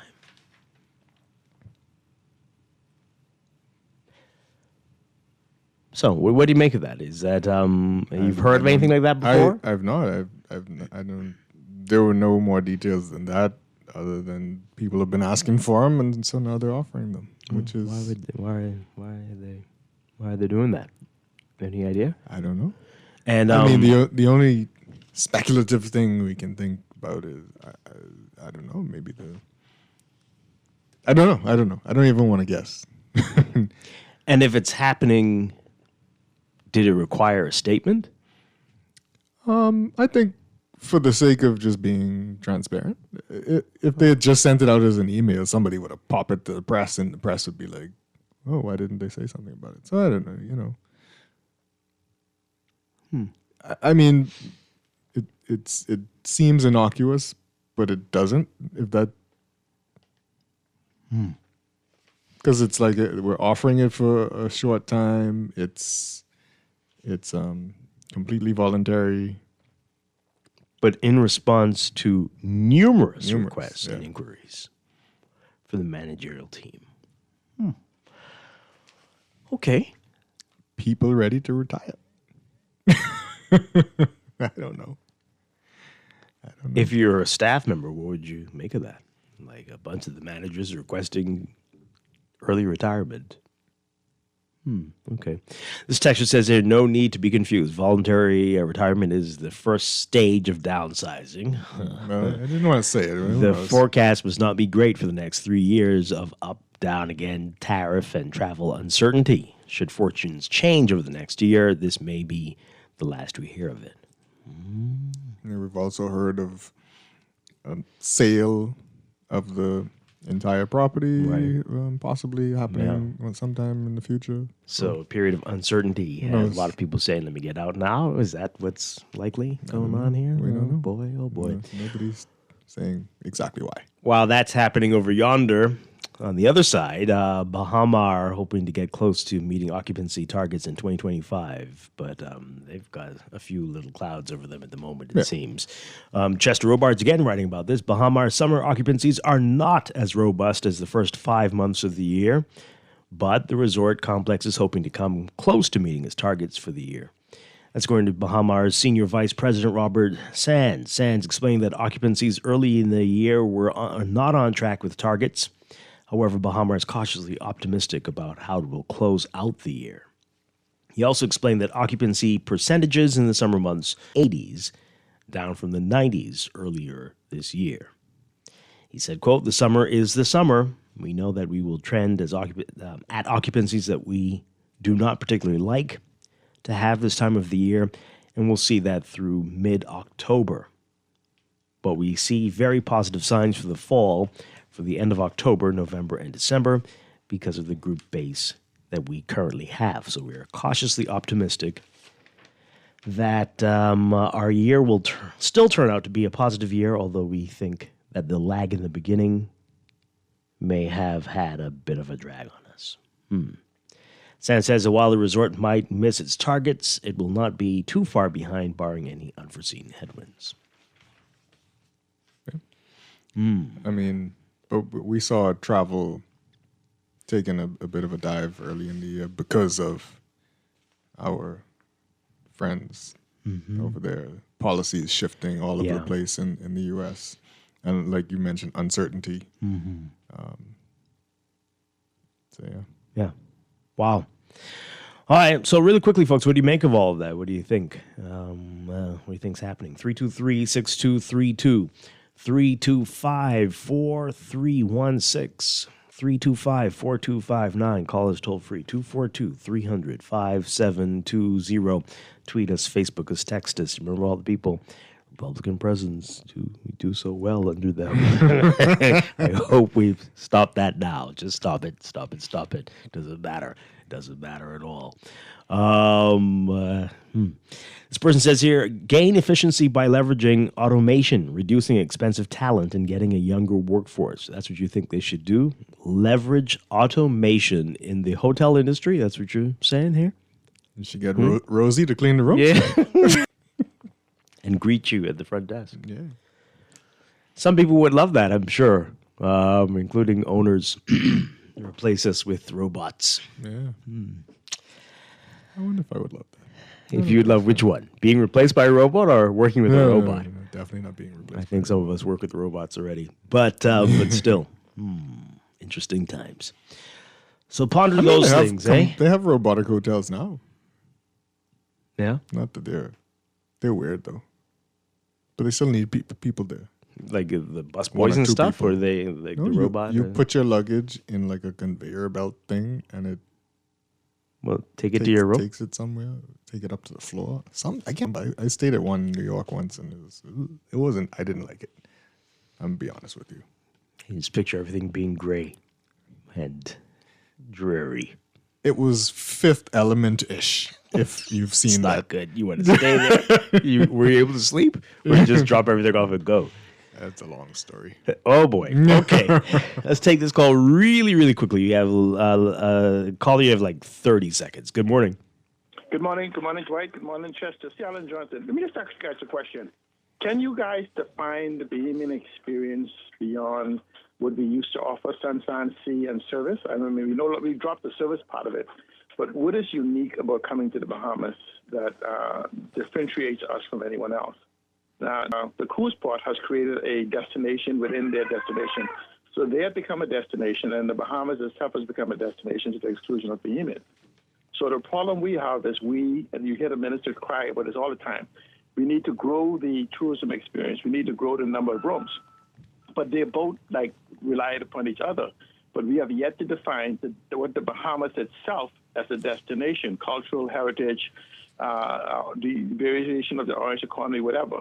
So until we can define the experience, we can diversify further into the fourth or fifth largest industry in the world called hospitality and tourism. And so until we can define who we are, where the people come to experience, we will always be the last stop or the last leg of a journey through the Caribbean. So the problem is us. Well, people have been saying this for years, and yet here we are in 2025 still talking like this. But Dwight, this is very we're disturbing. only talking about it. Mm-hmm. We don't come together and say, let's define what it is. Mm. What is the we have to define it, because the foreigners will always come and define what they see from us. So, I mean, are you sure it hasn't been defined? I just think the leaders aren't listening to the people who have the ideas on how to define it. They're just not. No, what you have, Dwight, is a small group of people where the foreigners own the tourism product. They control the tour, find something to sustain their products. It's almost like saying having the chamber argue for the unions. They're two different set of people. And so we have to define what we are.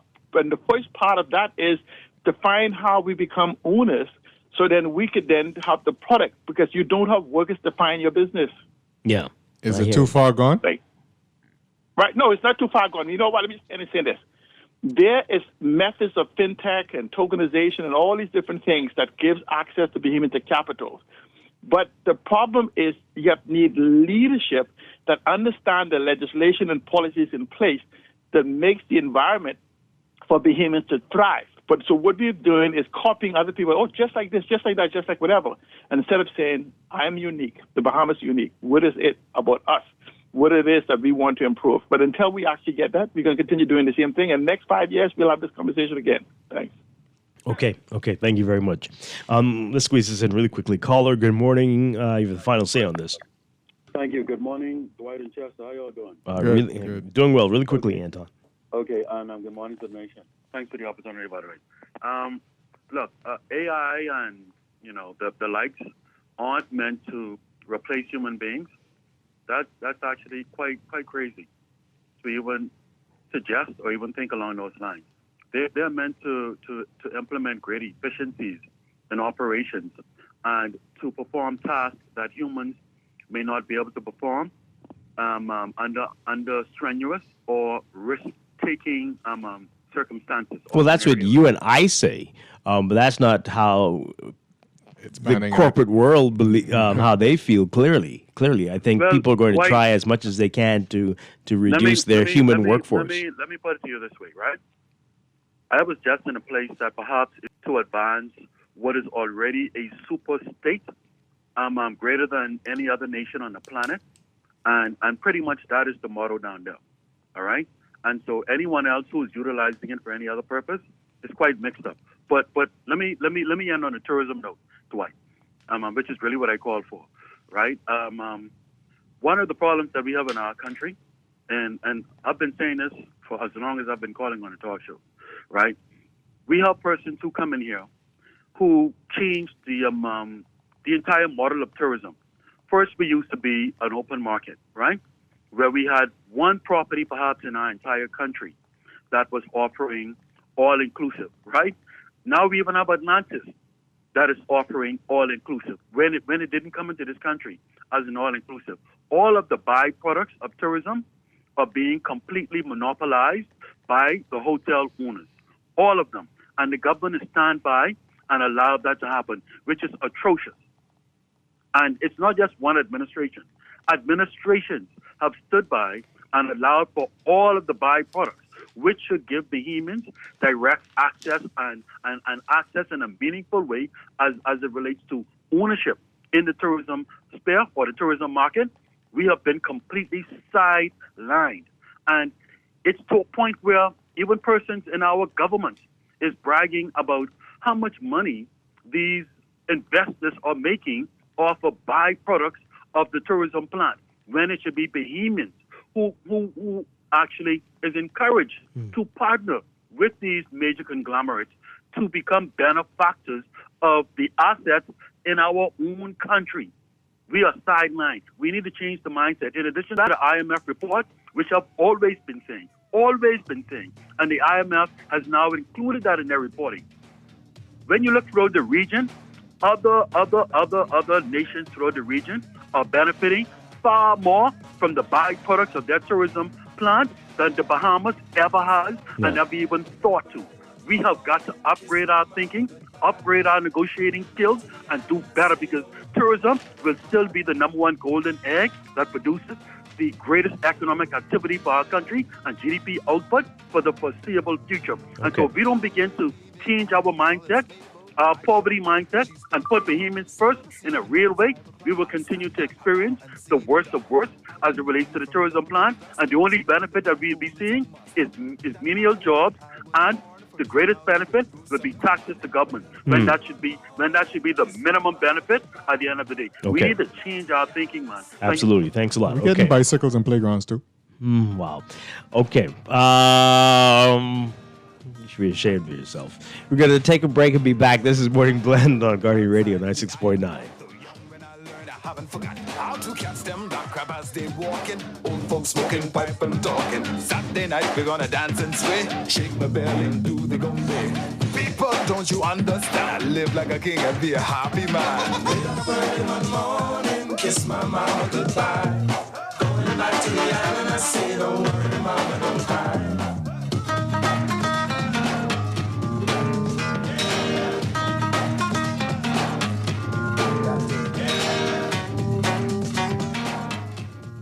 Sherwin-Williams Bahamas doesn't mess about when it comes to product range and product knowledge. If it's a new product come in the store, we walk the store and study that product. One thing with our boss, if a new product comes in, he takes the time and he's always keeping us up to date with product knowledge. And we just had 9 weeks of different products that we at the end of each product. Yeah. The only way we can sell the product effective, we have to know that product. Yeah, that helps us to relate to our customers. It gives us better knowledge to know what product to introduce to them. You understand? So we can know what product to give them to use and what product not to give them to use. So product knowledge is really key in Sherwin-Williams. They got the keys. And the key is the product knowledge that comes with our extensive product range at Sherwin-Williams Paints, Bahamas. Find color in every day. Family life is full of joy and challenges. With a Fidelity personal loan, you can handle life surprises while focusing on what matters most. From home renovations to unexpected expenses, our loans are fast, reliable solutions to any problem life throws your way. Make that move today.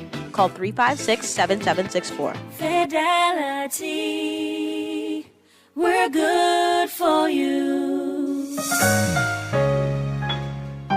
At Cleveland Clinic, care is everything.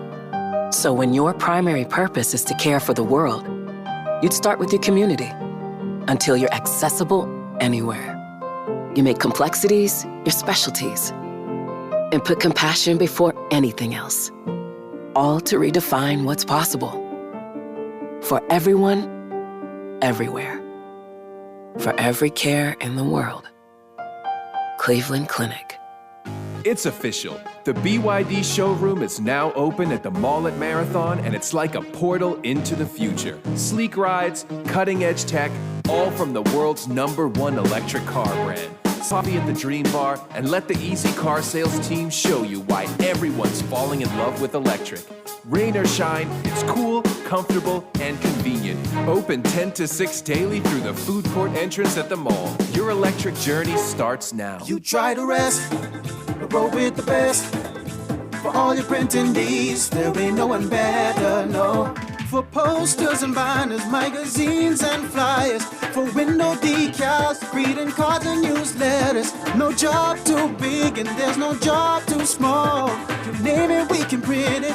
Just give us a call. Let Print Masters bring your masterpiece to life. Located in the Nassau Guardian Building, telephone 302-2361. Calling all beer lovers. Get ready for Portside Pints. Join us on Saturday, June the 21st from 1 p.m. to 9 p.m. at Nassau Cruise Port to sample beers from all around the world with live music and amazing Bahamian food. $10 general admission includes a free Portside Pints beer mug, or take it up a notch and check out our exclusive VIP lounge. That's the Portside Pint Beer Festival, June. Don't miss it. Visit Facebook or Instagram for details.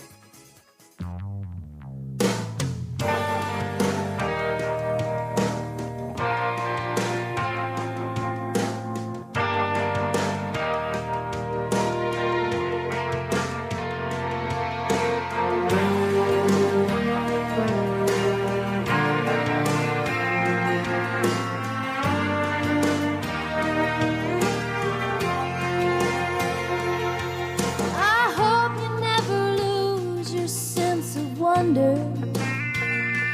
get your fill to eat, but always keep that hunger. May you never take one single breath. We are back with Morning Blend on Guardian Radio 96.9. Dwight Strachan along with Chester Robards. We're hoping to have her in studio, but hey, we've got her on Zoom, and that's good enough. Duquesa Dean, good morning. Hope you're feeling better.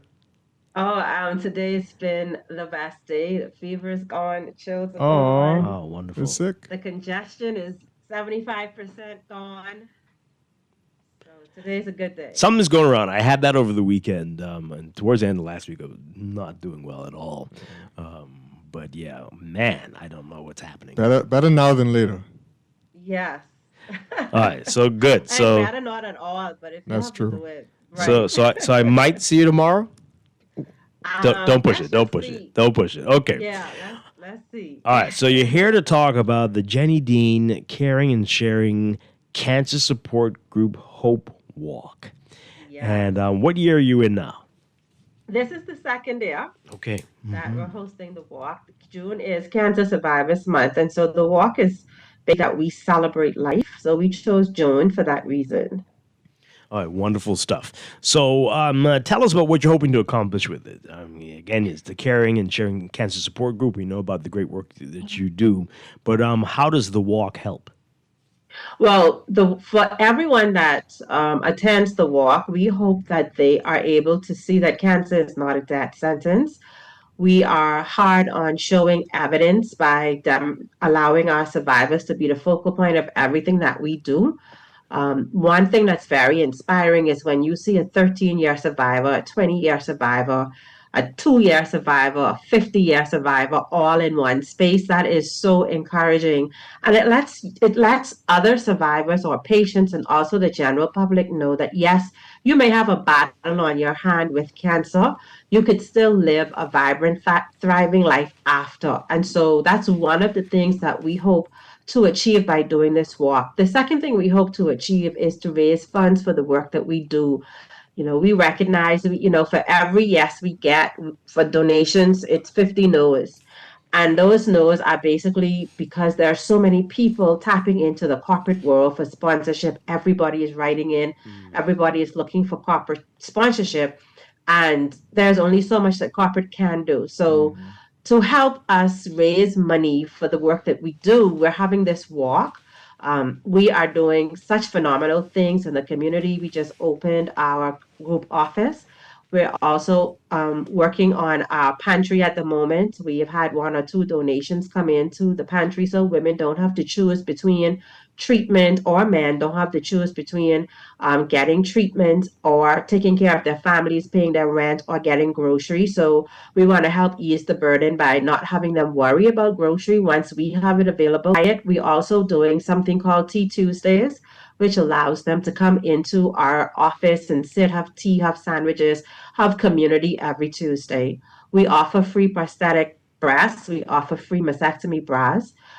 We also provide financial support as best as we can when we have the funds to do so. A lot of times people think that, oh, because you're a cancer group, you have money, and that's not true. We hustle, we fight, we do our best to get money in. And so when we have, we definitely give. And so we want to be in the position to have more so that we can do more. Mm-hmm. Excellent. Wow. And as you said, the walk is a great way that people can help you. Give us some details about that, the cost and if you can't take part, how you can donate as well. Awesome. So the walk is this coming Saturday at 6 a.m. We are congregating at Goodman's Bay. Adults are $30. Children 12 and under are $15. The walkers go from Goodman's Bay to Sandals and back. The runners go from Goodman's Bay to Sandy Port and back. If you want to participate in the walk, you can go to our website, gdcancersupportgroup.com, and click on Hope Walk. There you will find the registration information. Just fill in the details. You can register by credit card payment, or if you want to register in person, you can stop into our office where our staff members will be willing to assist you with signing up. You can pay by cash or by credit card. If for some reason you want to support this event, but you cannot, I invite you to still go ahead and register. And in the field where it says, if you're registering as a part of a group, just put the word donation so that we know that it is a donation. And if you want to make a larger donation than $30, then you can just contact me, or our banking details are actually on our website. Again, gdcancersupportgroup.com. All of the banking details are there. You can also donate on the website by clicking the donations tab. And Dwight, I just want to shout out our sponsors of this event. Our title sponsor for the second consecutive year is City of Hope. We are so appreciative of the support that they give to our group. We have a number of group members who get treatment from City of Hope. And it is really our hope that every doctor's office, every facility that supports cancer patients by medical treatment would give back into this community by making a donation to a cancer support group, even if it isn't ours. So, that responsibility, I feel, can be heightened in the cancer community. You get a lot of patients that are in cancer groups. Please support those cancer groups. And so City of Hope, we want to say thank you for being the title sponsor again this year. Nassau Cruise Port is with us again this year, as is consecutive year. Also, Health City and Discounts Galore, Brex, they're all second-year sponsors, as well as Platinum Limo. Ashore Win is coming on board for the first year, and Bahamas Plastic Surgery. We have a bunch of partners, and we want to thank them as well. And we will be having some vendors on site, so please come out with your funds to support the vendors. We'll be having a wide assortment of vendors. Breakfast will be on sale. NRG will be there. The survivors will get a complimentary breakfast. You're going to have coconut water. I mean, it's just so many of them. I don't want to just say one because I'm going to miss a few, but we do have a number of vendors that'll be available. And then we have the Hope concert right after the walk. Wow. Okay. Yes. And so you will be able to experience worship. And we're just celebrating again life. And so we'll have Whole Armor Ministries. We're going to have a Zumba presentation. We'll have a few singers. So we want to show our gratitude and gratefulness for life. Excellent. Yeah, it was fun times last year. Yeah, it was a really great time. You both were there last year. That's How right. was it? Yeah, it was wonderful. Dwight looked like he had And I want to shout out that 360 booth, because I still have the video of us on the 360 booth. They're going to be back this year. And I think they're also bringing their photo booth. So we'll have both items this year. Okay. So what time do you expect the concert to start? So around 8, we want to give the walkers the opportunity, but people are back by 7:30. We'll begin because it really is contingent on who gets back at the park. It won't take 2 hours to get to Sandy Port and back. So between 7:30 and 8 o'clock, depending on how people are returning to the park. Yeah, it was a great little walk last year. That was a fun time. All right, so you said the office. Remind us where the office is. Your new office. So our office is located on East Avenue. It is in Centerville. You turn through the corner by Centerville Food Store. Midway through on the right is a coral 2-story building. It's called Commonwealth House. We are on the ground floor. And I want to shout out to our amazing landlords, Virginia Hall Campbell and Mildred Hall Watson. They are amazing. They've been so supportive as landlords. So we want to say a special thank you to them as well. So we're on East Avenue, through the corner by Centerville Food Store. Midway through on the right is a coral 2-story building. We're on the lower floor, and the number that you can call for any assistance is 802-6012. That's 802-6012. Okay, all right. And really quickly, I know you mentioned the type of help that cancer patients do need. And that you provide with Jenny Dean Caring and Sharing Cancer Support Group. Yes, and the reason we do this, Dwight, is because yes, the medical part of it and the physical part of it is important, but once the body is healed, there's so much more of the battle to go. So we have monthly group meetings. Once a month, we get together as a community. We have that's the third Wednesday in every month. We offer the Sunflower Pantry, which is grocery items to people in need. We have free mastectomy bras, free prosthetic breasts as well. We offer financial assistance as best as possible to the general public as well. We do so much.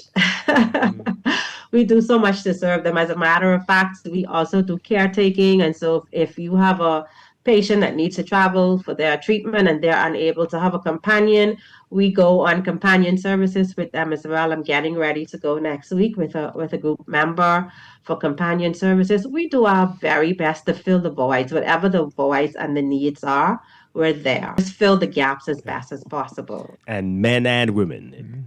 Men and women. We predominantly serve women, but we give financial contributions to men. It's complicated to have one support group meeting that has both genders, particularly since most of the women are breast cancer survivors. Dwight, one meeting, I was in the midst of women who've taken off their shirts and showing each other their scars and talking about their cuts. And so, we would definitely have to look at how we can serve men in a larger capacity, but that would call for a group meeting. I don't have the resources at this time to do that, but I do anticipate that we will grow there because we're continually growing. We see our growth year after year, and it is on our blueprint to do that. It's not possible right now because of our limitations with funding and staffing, but we do hope that in the near future we'll be able to have those support group meetings for men. Yeah. So if there are men out there who are interested, they can reach out to you and to help maybe help a branch or something? Yes, absolutely. We'd love that. Okay. We'd definitely love that. One of the things our cancer patients and survivors, when they come to our meetings, the first thing on the very first visit, they say it feels like home. And that's what we want to be. We want to be a home for those who are battling any sort of difficulty connected to cancer, whether male or female. So if you're a man and you want more support, please reach out to us. If there are enough of them, Dwight, we'll actually host a meeting, for them, and hopefully we can get support from other males in the community to help us lead those meetings as well. Excellent. Yeah. One more time, give your number and remind people about Saturday. One more time. Absolutely. So Saturday is the Hope Walk. Sunflowers will be in committee. Chester is a part of the committee. Thank you for all of your hard work leading up to Saturday. Thank you for everything that you are going to be doing on Saturday, because I know we're going to be working hard, but we're going to be fulfilled afterwards. We're starting at 6 a.m. Goodman's Bay for the Hope Walk. Walkers go to Sandals and back. Runners go to Sandy Port and back. $15 for children 12 and under.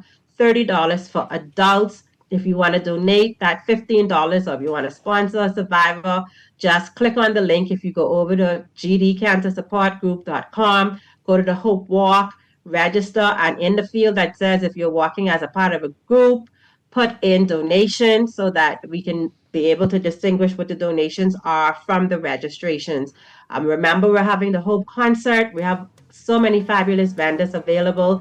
Every cancer survivor will be given free breakfast that morning. If you are unable to walk for some reason, we do have Coach Laurel who is going to be on the park once the walkers go out, leading us in a stretch and breathing exercise. So if you say, oh, I can't walk as your excuse not to come, I want to take that excuse away from you. We're going to have someone on the park, a certified coach, who's going to be leading us through stretch and breathing, so you can come and participate in that. So again, Saturday at 6 a.m. at Goodman's Bay. Excellent stuff. Duquesa, keep up the great work that you're doing, and your team. Thank you so much. Thank you. And again, it's Hope Walk this Saturday. Jenny Dean, Caring and Sharing Cancer Support Group, Hope Walk. Saturday at 6 a.m. All right. Thank you so much. You. See y'all there. I'll talk with you again tomorrow. We're going to take a break for news and be back with Morning Blend Business. Bristol Wines and Spirits will be with us. Stay tuned. Promise me that you'll give faith a fighting chance. Now let me see now. 326 EPIC. Hello. This Epic battery. This Miss Beulah from around the corner. I hear you're selling tires now on Wolf Road too. Praise the Lord. It's about time. I live Fox Hill and Fire Trail. It's too far. That ain't all. They open Monday to Friday, 7 a.m. to 7 p.m. On Sunday and holiday, 8 a.m. to 4 p.m. My brother Sam, he's a hacker, and he could go right there and get fixed up. Call us at 326 EPIC. We ship also to the Family Island. Hurricane season is here. BPL reminds you to prepare early, stock up on essentials like water, non-perishable food, batteries, and medications for at least 2 weeks. Don't forget to charge your devices and secure important documents. Preparation now means peace of mind later. For more tips, visit www.bplco.com. Tired of banks forcing you to use technology to bank the way they want you to? Your convenience is important. So no matter what your banking needs, Commonwealth Bank's friendly staff offer personal one-on-one service. But when you choose technology, our online and mobile banking app offers you state-of-the-art functionality. The choice is yours. Commonwealth Bank. Bank the way you want. This is Guardian Radio 96.9 FM, streaming on GuardianTalkRadio.com and the Guardian Radio app. Nassau, Bahamas. The views and opinions of the hosts and guests are their own and do not necessarily reflect the views of the management and staff of Guardian Radio. Wake up, it's a new day. Wake up, it's a new day.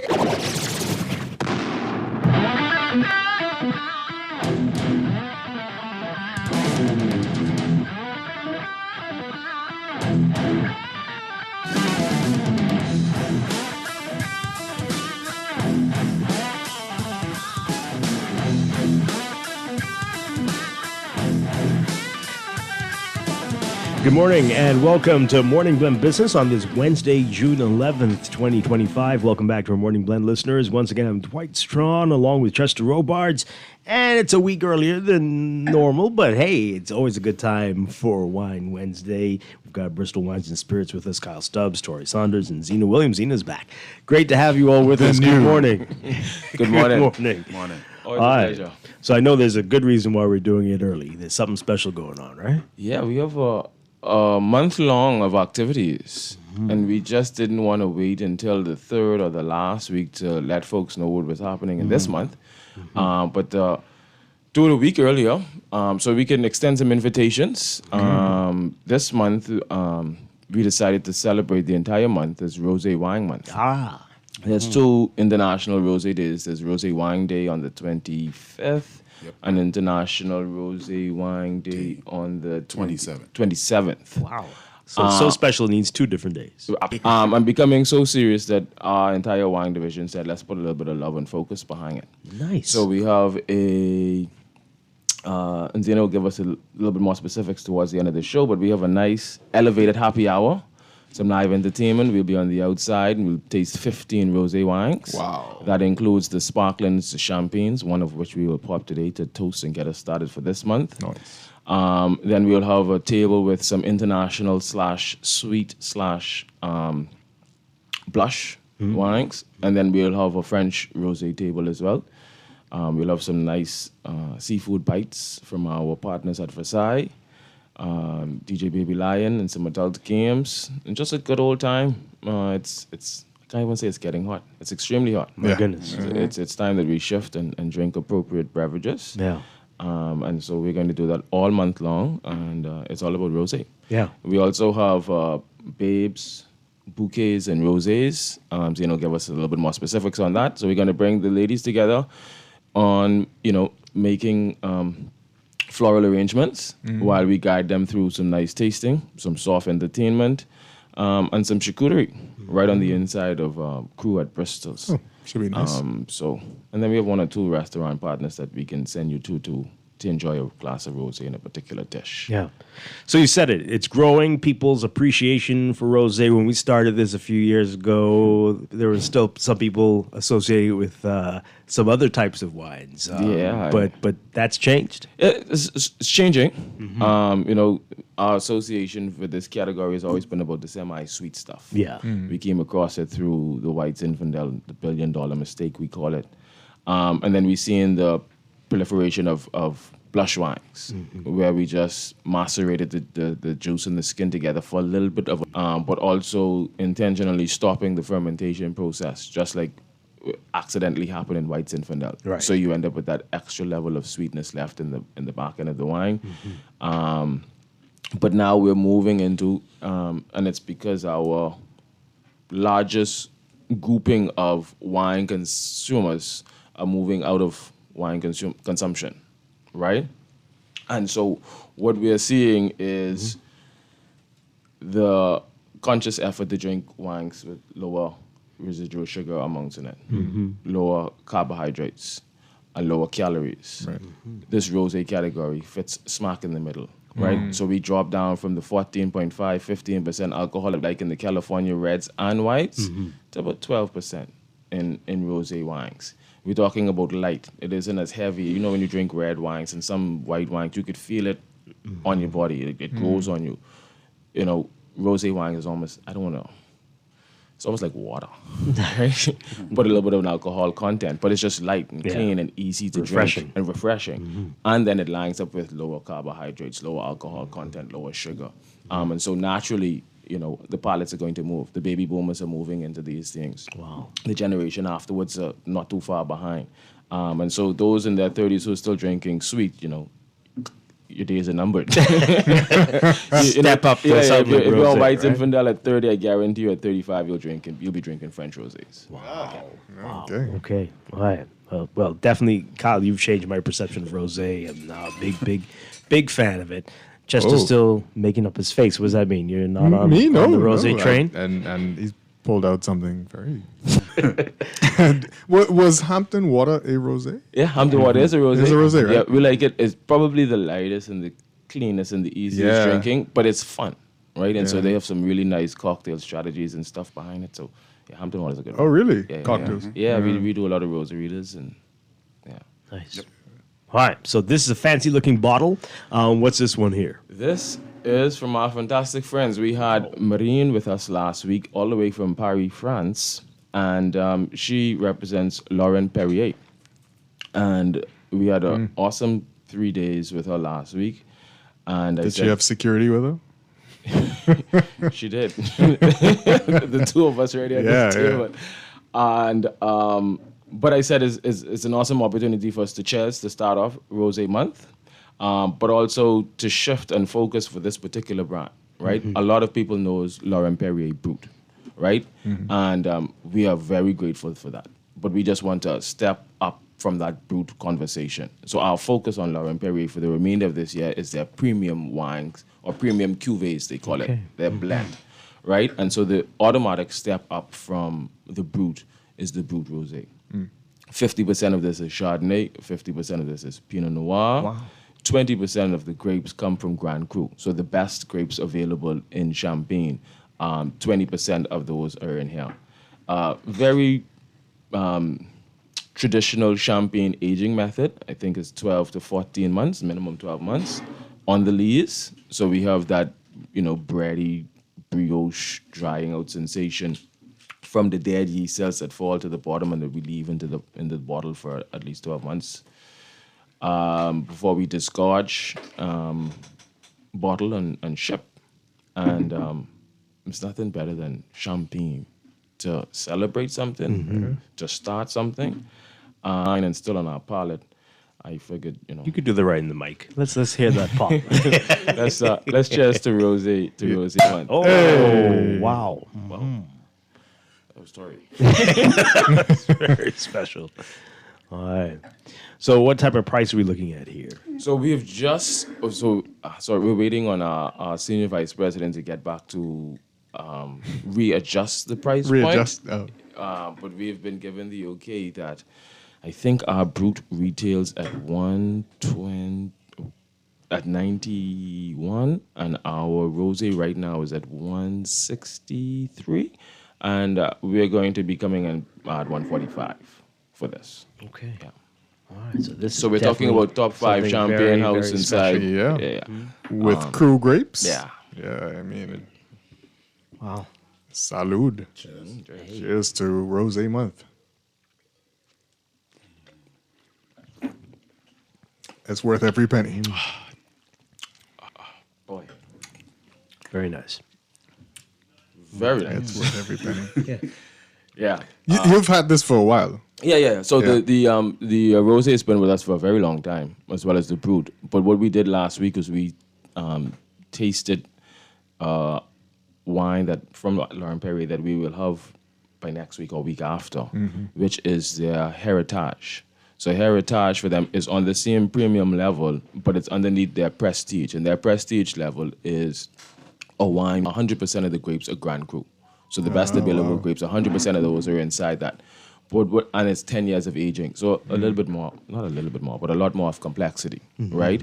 And then there's also 3 different vintages that cuvee, right?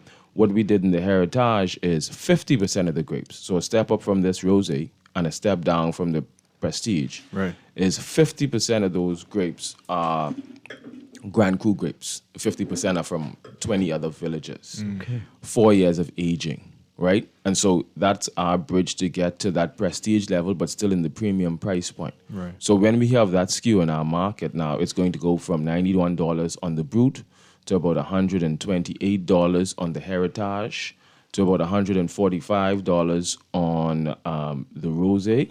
And then we move to the Prestige, which is already at $265, and then we bring in a very special one, which is their zero dosage, so no added sugar, Blanc de Blanc, 100% Chardonnay, and that is going to be at the same price as the Prestige. It's going to come at about $265 plus. Wow. Okay. All right. This is special. So I'm just picturing this weekend, Saturdays morning, Sunday morning, just truth be told, chilling with classic mimosa recipe requires champagne and not prosecco. Yeah. So, but the average budget. Never mind.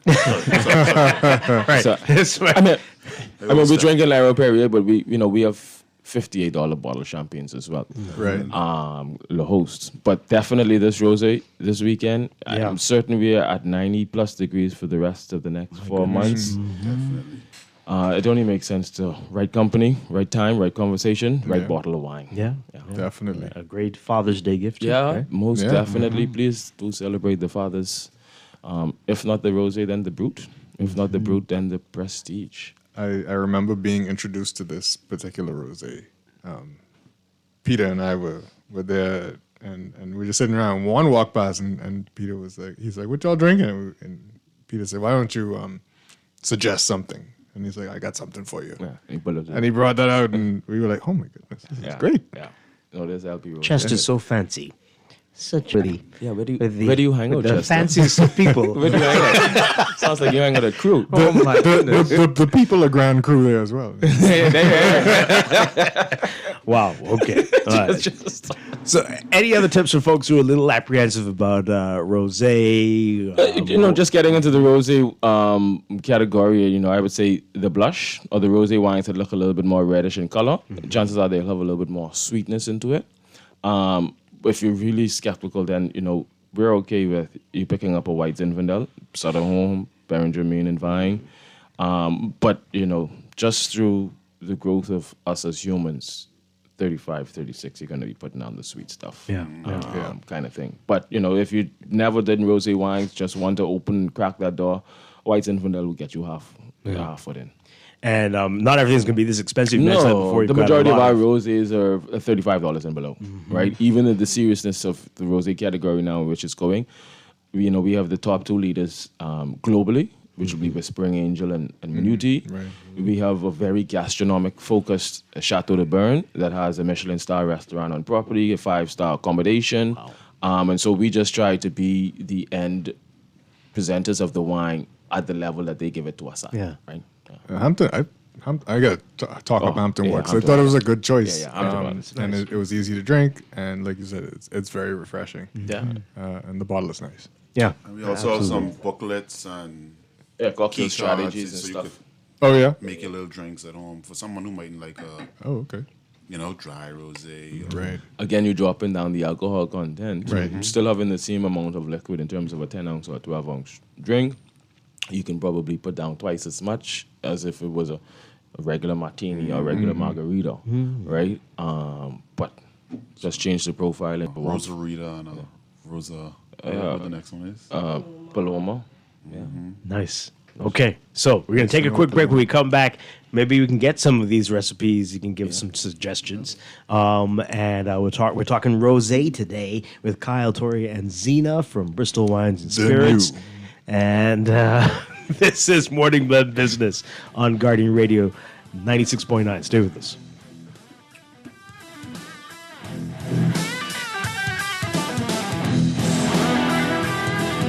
CFAL, we understand that a secure future is the greatest gift you can give your employees. That's why our tailor-made group pension solutions are designed to fit the needs of both large and small companies. With CFAL, you can provide the retirement you and your employees deserve, ensuring peace of mind and financial stability for years to come. Join the many businesses that have already entrusted CFAL to create the right pension plan for their employees, and let us help you build a brighter future for your team. Visit us at cfal.com to get started on building wealth so you can live well. CFAL, growing wealth for future generations. It's time to upgrade the way you enjoy at-home entertainment. Alive Fiber is here. Enjoy all your favorite channels and streaming apps, all at lightning-fast internet speeds with affordable bundles, and it's only a click away. Visit www.alivefiber.com to sign up now. Stay connected, live your life. It's good to be alive.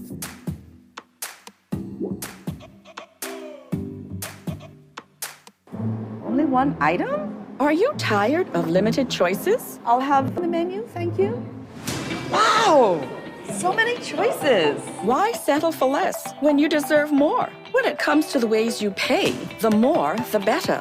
With a variety of payment options available, you can enjoy the freedom to choose what works best for you. Choose freedom. Choose flexibility. Choose from the full menu of payment options. The future of pay is digital. Looking for an insecticide that can tackle both flying and crawling insects? Meet the new and improved Super Short Hogs, now with a pleasant scent. Designed to stop insects instantly, Super Short Hogs All Insect Killer kills roaches, ants, flies, and mosquitoes on contact. Super Short Hogs.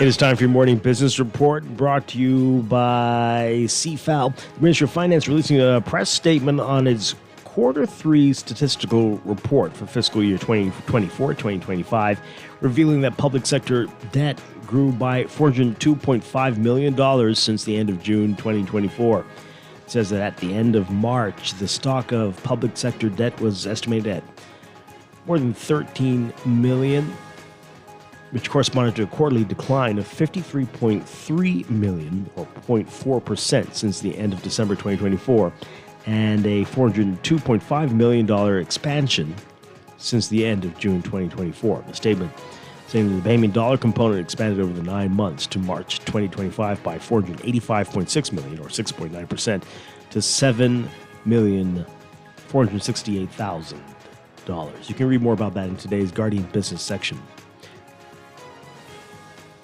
Bahamian Institute of Chartered Accountants President Pertino Albury says a consideration should be given to diversifying the government's revenue sources. Albury, in a statement sent to Guardian Business, answering queries about the budget debate in Parliament, saying that the budget marks a notable milestone for the country, projecting a balanced position for the first time in several decades.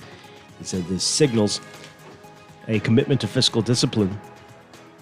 He says the government's performance underpinned a 12.2% increase led by VAT, but he says reliance on consumption-based taxes continues to expose the revenue base to external shocks and economic fluctuations. Bahamar Foundation has set its sights on raising $300,000 this weekend during the 3rd annual Golf Invitational, which it will disperse to various charities. Vice President Robert Sand says the event, which takes place at Bahamar's Royal Blue Golf Course, is already sold out, with a waiting list of teams hoping to compete.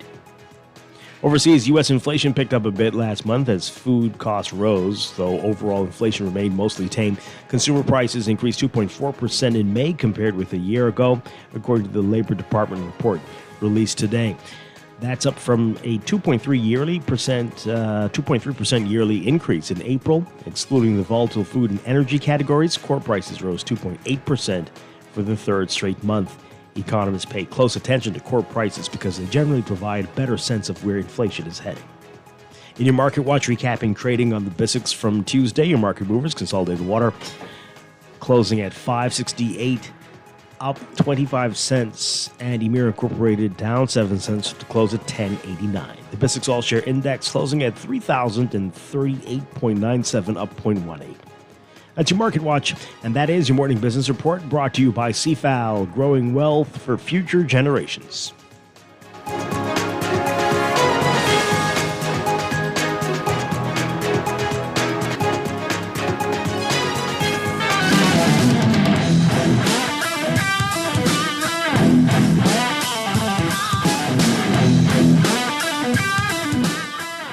We are back with Morning Blend Business, our monthly wine Wednesdays with Bristol Wines and Spirits. We've got Kyle Stubbs, Tori Saunders, Zena Williams with us, along with Dwight Strachan and Chester Robards, of course. We're talking rosé, but other wines as well. This texter says, y'all wrong for getting nice up on air, and most of us have to be sober for work. Who says we nice? Yeah. Just little tiny samples, right? There's no more than... Dwight is quite mean. Quite what now? Huh? There's an ounce, maybe an ounce and a half in each glass. Mm-hmm. Just 3 wines today, so 3.5 ounces, maybe 4 ounces by the time we finish tasting everything. So still not even a full glass. My goodness. And Zena's not having anything. Yeah. And breakfast is right after. Right. But we are always nice. Right? I mean, not nice people. Pleasant. Yeah, Pleasant. we're always pleasant. Right. But no, we're not getting nice up. We do all at this table go to work after this. Oh, my. Meetings. Yeah. Meetings in just a bit. And so it's wine tasting as opposed to anything else. Now, catch us in December. We might be drinking for the holiday. Fingers crossed. All right. So again, rosé are going to be offering specials on any of the rosés this month, since it is Rosé Appreciation Time. Zena, it's all on you, Zena. And now she's pointing at other people. You wearing this pink this morning. So you got to answer the question. Yeah. Here we go. Mm-hmm. No pressure. Kyle is whispering Angel. that he will give, I know, right? That he'll give 10%. However, I was not going to say that. I was going to say you should come to our events because whenever you come to our events, you automatically get a discount on all of the wines that are sampled at the events. Okay. For example, we have a Rosé Happy Hour coming up on June 27th. And we're going to be sampling a couple of rosés there. And when you come to Happy Hour, at the end, you get a discount of 25% on all of the rosés that were available. 25%. Wow. On all of the rosés that were available at that Happy Hour. Like he mentioned, we're also having Babes, Bouquets, and Rosés this month. It's going to be June 21st. We are partnering with Emily Marie Floral Studio. They're going to help you make a nice floral bouquet. And we are going to provide you with the wines, light bites, and a little bit of wine education. And you also that day could get a discount on all of the wines we sample that day in store. We also are doing a brunch. And we're going to have a rosé flight. That's going to be on the 29th of June. So we have a lot of opportunities for you to taste these rosés and get a discount once you've tasted. And we have rosés stretched across our portfolio and across budgets. Like we have Josh Prosecco rosé all the way up to some champagnes that are rosé. So whether you want to spend on LP or maybe your budget is $20 to $30, we have something for everybody in those events. Excellent. When did you say the Rosé Happy Hour is? The Rosé Happy Hour, everything is going to be at Crew. Mm-hmm. So Happy Hour is the 27th. 27th. Okay. The Floral Workshop is the 29th. Okay. All right. Great stuff. Mm-hmm. And the 10% still stands, though, Kyle. It does. But before we get to all of that fantastic stuff, we have a his and her giveaway on Friday, Happy Hour at Crew. Oh. Right? It's a combination of Father's Day and Mother's Day. Oh. Chateau Saint Michel is giving out a grill worth $500. And then we have a $300 spa package at Windermere. What? So all you have to do, if you don't join us by Friday, right, which means you pop into Bristol stores, you pick up 2 bottles of Red Diamond, right, Cab or Chardonnay, 2 bottles of Chateau Saint Michel Chardonnay, or 2 bottles of Chateau Saint Michel Riesling, and you enter the win. That's so it? the thing about it is a lot more females drink wine than men, right? Maybe more white than red. But when we look at our promotions, there's a lot of factors that go into it, right? So if females are going to consume or spend a little bit more on wine, and then you have a male-driven giveaway, right? Then we're not depending on the male to say, I don't drink wine, so I'm not going to come in and buy a bottle to enter the win. Although we all want the grill. A $500 grill is really nice for a man, a manly man. And so we're just going to provide the opportunity for the ladies to buy the wine that they're probably going to consume and gift the gentleman a nice gift. Or buy the wine and have a chance of winning the spa package. The only thing is if a female wins the spa package, it's going to be very difficult to give that to the father in her life, unless that is what the plan is. Somebody might be lucky and walk out with a female package and a grill. And that's what I call a win-win situation. But you just got to pop up by us between 6 and 9. Small, intimate on the inside. $20, we get to taste 4 wines. You get to enter the win as well.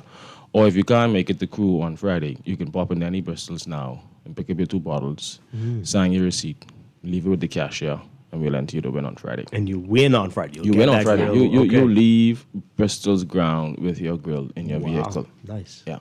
Oh, hopefully you can fit. Hopefully. All right, so that is amazing. Again, say those wines again that you have to purchase. Red Diamond. So Red Diamond, Cabernet Sauvignon and Chardonnay, Chateau Saint Michel Riesling, or Chateau Saint Michel Chardonnay. And you entered the win. And you entered the win. Nice. Excellent. Spa package and grill. And a grill. That's good stuff there. Or just come hang out with us on Friday. Yeah. It can be good times. Because that's always Yes. fun. Absolutely. Nice. All right. So what do we have in front of us now? 2 new products. You know, the second half of the year is always what's new in the cellar for Bristols. Spent a lot of time in the summer with some new wines coming in as we present them to the hotels and the restaurants as we get ready for the next start of the season. So we've had in our portfolio for a very long time that belongs to Concha, which is the largest valued wine producer or supplier in the world, Casillero del Diablo. A couple of years ago, they came up with a nice special project, Diablo. And we started off with a Diablo red blend. A lot of mixed feelings just based on the label. The Yeah. exact same bottle shape and everything, but it was red. The devil symbol was a lot more prominent on that. And then we kind of realized that certain brands dominate our blend category.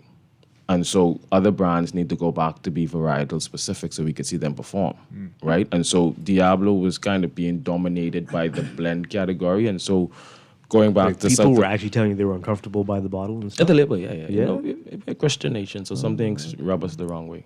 Or rub some people the wrong way. Interesting. Want to drink the devil. Boy, I tell you. So this, But same they don't mind their concept. friends being devils, though. But that's fine. That's okay. That's okay. Okay.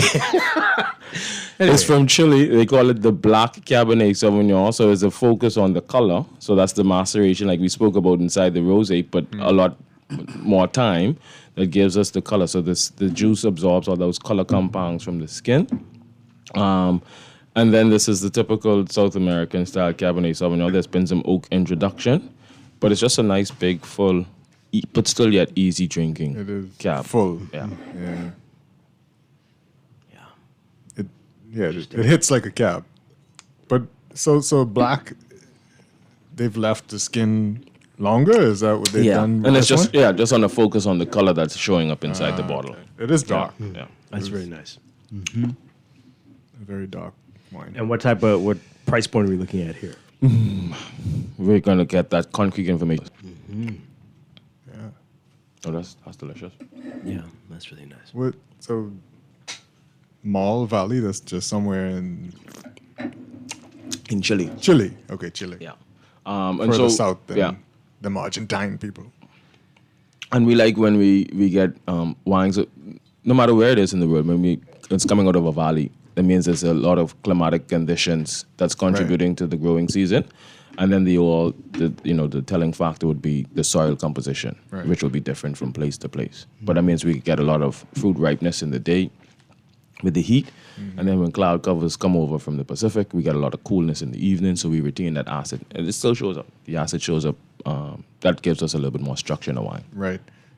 This is going to be a weird question since we're talking about rosé today too. But can you take a bottle of something and a bottle of white and pour them together and Oh my God! make a rosé at home? I don't know. So that's one of the ways that is allowed for us to get sparkling rosés, right? So we will have our still wines, still Pinot Noir, still Chardonnay. We blend those still Chardonnay and Pinot Noir, and then we go through the secondary. At home, you Blend a pop two Cabernet Sauvignon and a Sauvignon Blanc, and then have a rosé? Absolutely not. It's given, it's not sangria. Yeah, it's good. Yeah. Right. Sangria. Or It's- come a little closer to the mic, Tori. It's given sangria. Or someone who had too much wine already. Yeah, and it's they like go- just like, Right. Oh, I like it. whatever. I'm gonna make a rosé. I like red. I like white. Whatever. Wow. I just made rosé with my friends on the weekend. I made rosé at home. It's Oh my a goodness. Jose. All right, this texture says many of your fans are tolerant church folks. I don't know what that means, but okay. Tolerant. So they're fine. Tolerant. They're okay. Tolerant. Oh, okay. I love that. That's beautiful. Yeah. Yeah. So I that's think the okay. church should be tolerant and inclusive. And wine consuming. Oh, sorry. Yeah, 2085. How much is it? 28. Oh, Oh, there you go. oh, $10 that's higher. really. Oh, that's very good. So it's, Okay. it's drinking like a $30 Hey. bottle. Yeah, Yeah, it does taste more absolutely. expensive than that. Yeah, that's nice. Okay. Oh, wow. What? Look at Diablo. Wow. Nice. All right. And I remember this. Yeah, so, but you remember this label, not this color, and the name. Okay. So we were introduced to this when we dove into the bourbon barrel wine category, right? Right. And we had a few others. They were all Cabernet Sauvignon, I think. Sorry, you had one, eh? Menage Barrel, Beringer Bros still has a bourbon barrel with us. And I think there was one other. And then we had 1,000 Stories Zinfandel. The true red Zinfandel that had some bourbon barrel influence. Again, for us in our market, when we say Zinfandel, the local consuming market, we refer to that as the white Zinfandel. Right. Right? And so we've seen a little bit of struggles with our red Zinfandels. So, again, wanting to keep the portfolio with us, shifted from the Zinfandel grape to the Cabernet Sauvignon. And so this is 1,000 Stories bourbon barrel Cabernet Sauvignon. Okay. This is good. It's really good. This is good. Am I getting the bourbon on them? Yeah, That- a little little taste smoke. of some. Yeah, Oh, that's right. That's some- very It's nice. very good. Yeah. I feel like that's the perfect temperature too. It is beautiful. That's juicy. Yeah. That's juicy. Chester, It's given. your I wouldn't your want to say your that name, but it's very given. refined palate assessment. Well, Juicy though. You didn't hear that swirl? I'm getting the. No, I had a swirl. That was me or that was you? That was me. Impressive. I'm getting the ripe fruit. Yeah, very the ripe ripe fruit notes. So smooth. It's smooth, right? Yeah. Like it's And it almost like doesn't- there's no yeah. tannin and no acid. Yeah. Right, Again, and yeah. this is the side, yeah. But Which at is the end, you still get. you get the burn. But you get the The yeah, spice. is that the bourbon barrel. Yeah, Yeah. yeah. Yeah. If I had my way, this is like I did this morning, put it in the fridge for about 10 minutes before I brought it to the station. Enjoy it on its own. Real nice and fun. Maybe flatbread pizza with some meat on it. But this would be my food wine out of these two here. I think if I was to try and go through this Diablo Cabernet Sauvignon on its own, I think I can go through this 1,000 Stories with a flatbread pizza and have a good movie. Would you cool the Diablo down to? Yeah. And you Because could that's a big create- boy. You could create 1,000 stories. Like this is a good conversation. You have this with your friends and you know. Yeah. Story after story. No, Stories this after is a really good. What's the price? Yeah, what's the price? How much? 26? 36. Okay. All right. Oh, Tastes that's like not that. too bad. Yeah. So That's I mean, good. you can get the two of these together on a discount box. I think that's good. Excellent stuff. I have another. I don't know how this is strange. Have you ever been to a cork plantation No. in your travels? No, I've been. There are not many. No, but I've been to a cooperage where they make the barrels that they Oh, store the okay. wine in and everything. That's but I've cool. never been to a cork facility and I've never been to a bottle where they make the bottles, Oh, okay. which would be really interesting. Yeah. Because these are big trees. Yeah. Yeah. And old. Old trees, yeah. yeah.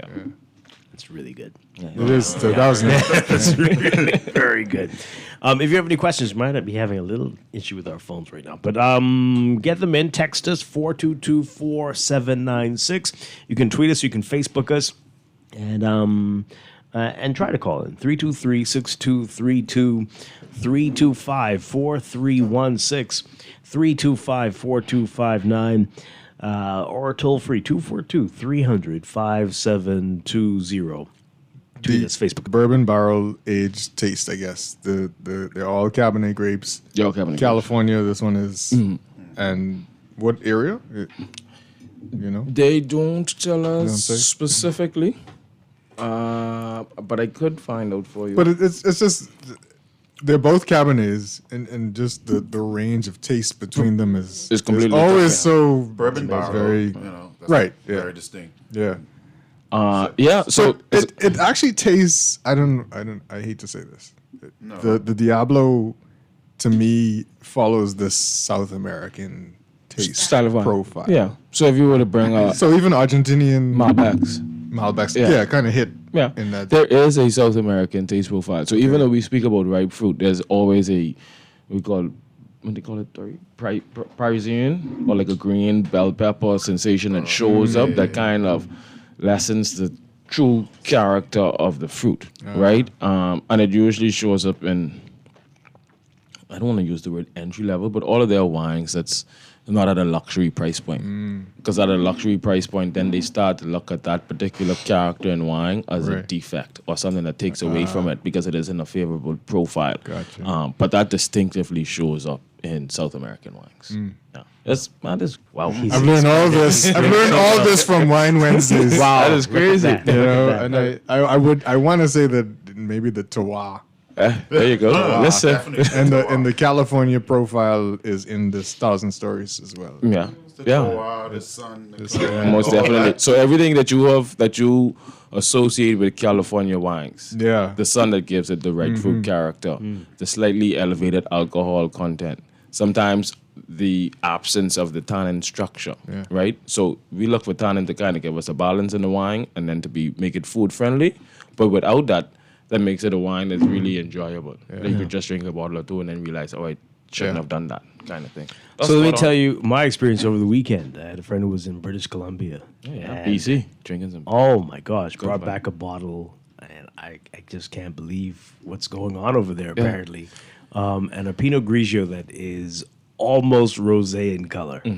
And it was so amazing. So two things. They call British Columbia the Napa Valley of the North. Really? So 12, 15 years ago when I was studying wine, when everybody was just really like still going crazy over Napa, we were in Canada evaluating Napa Valley wines versus British Columbia wines. Okay. Right?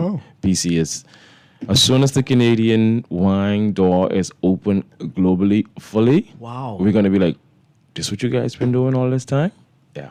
So apparently the farmers are giving up on farming apples and all these other things, and all straight across the country on grapes. Yeah, straight across the country. British Columbia has been leading the conversation. Niagara is probably the most internationally recognized area, and probably the most studies happen inside Nova Scotia, which is where I did my wine studies.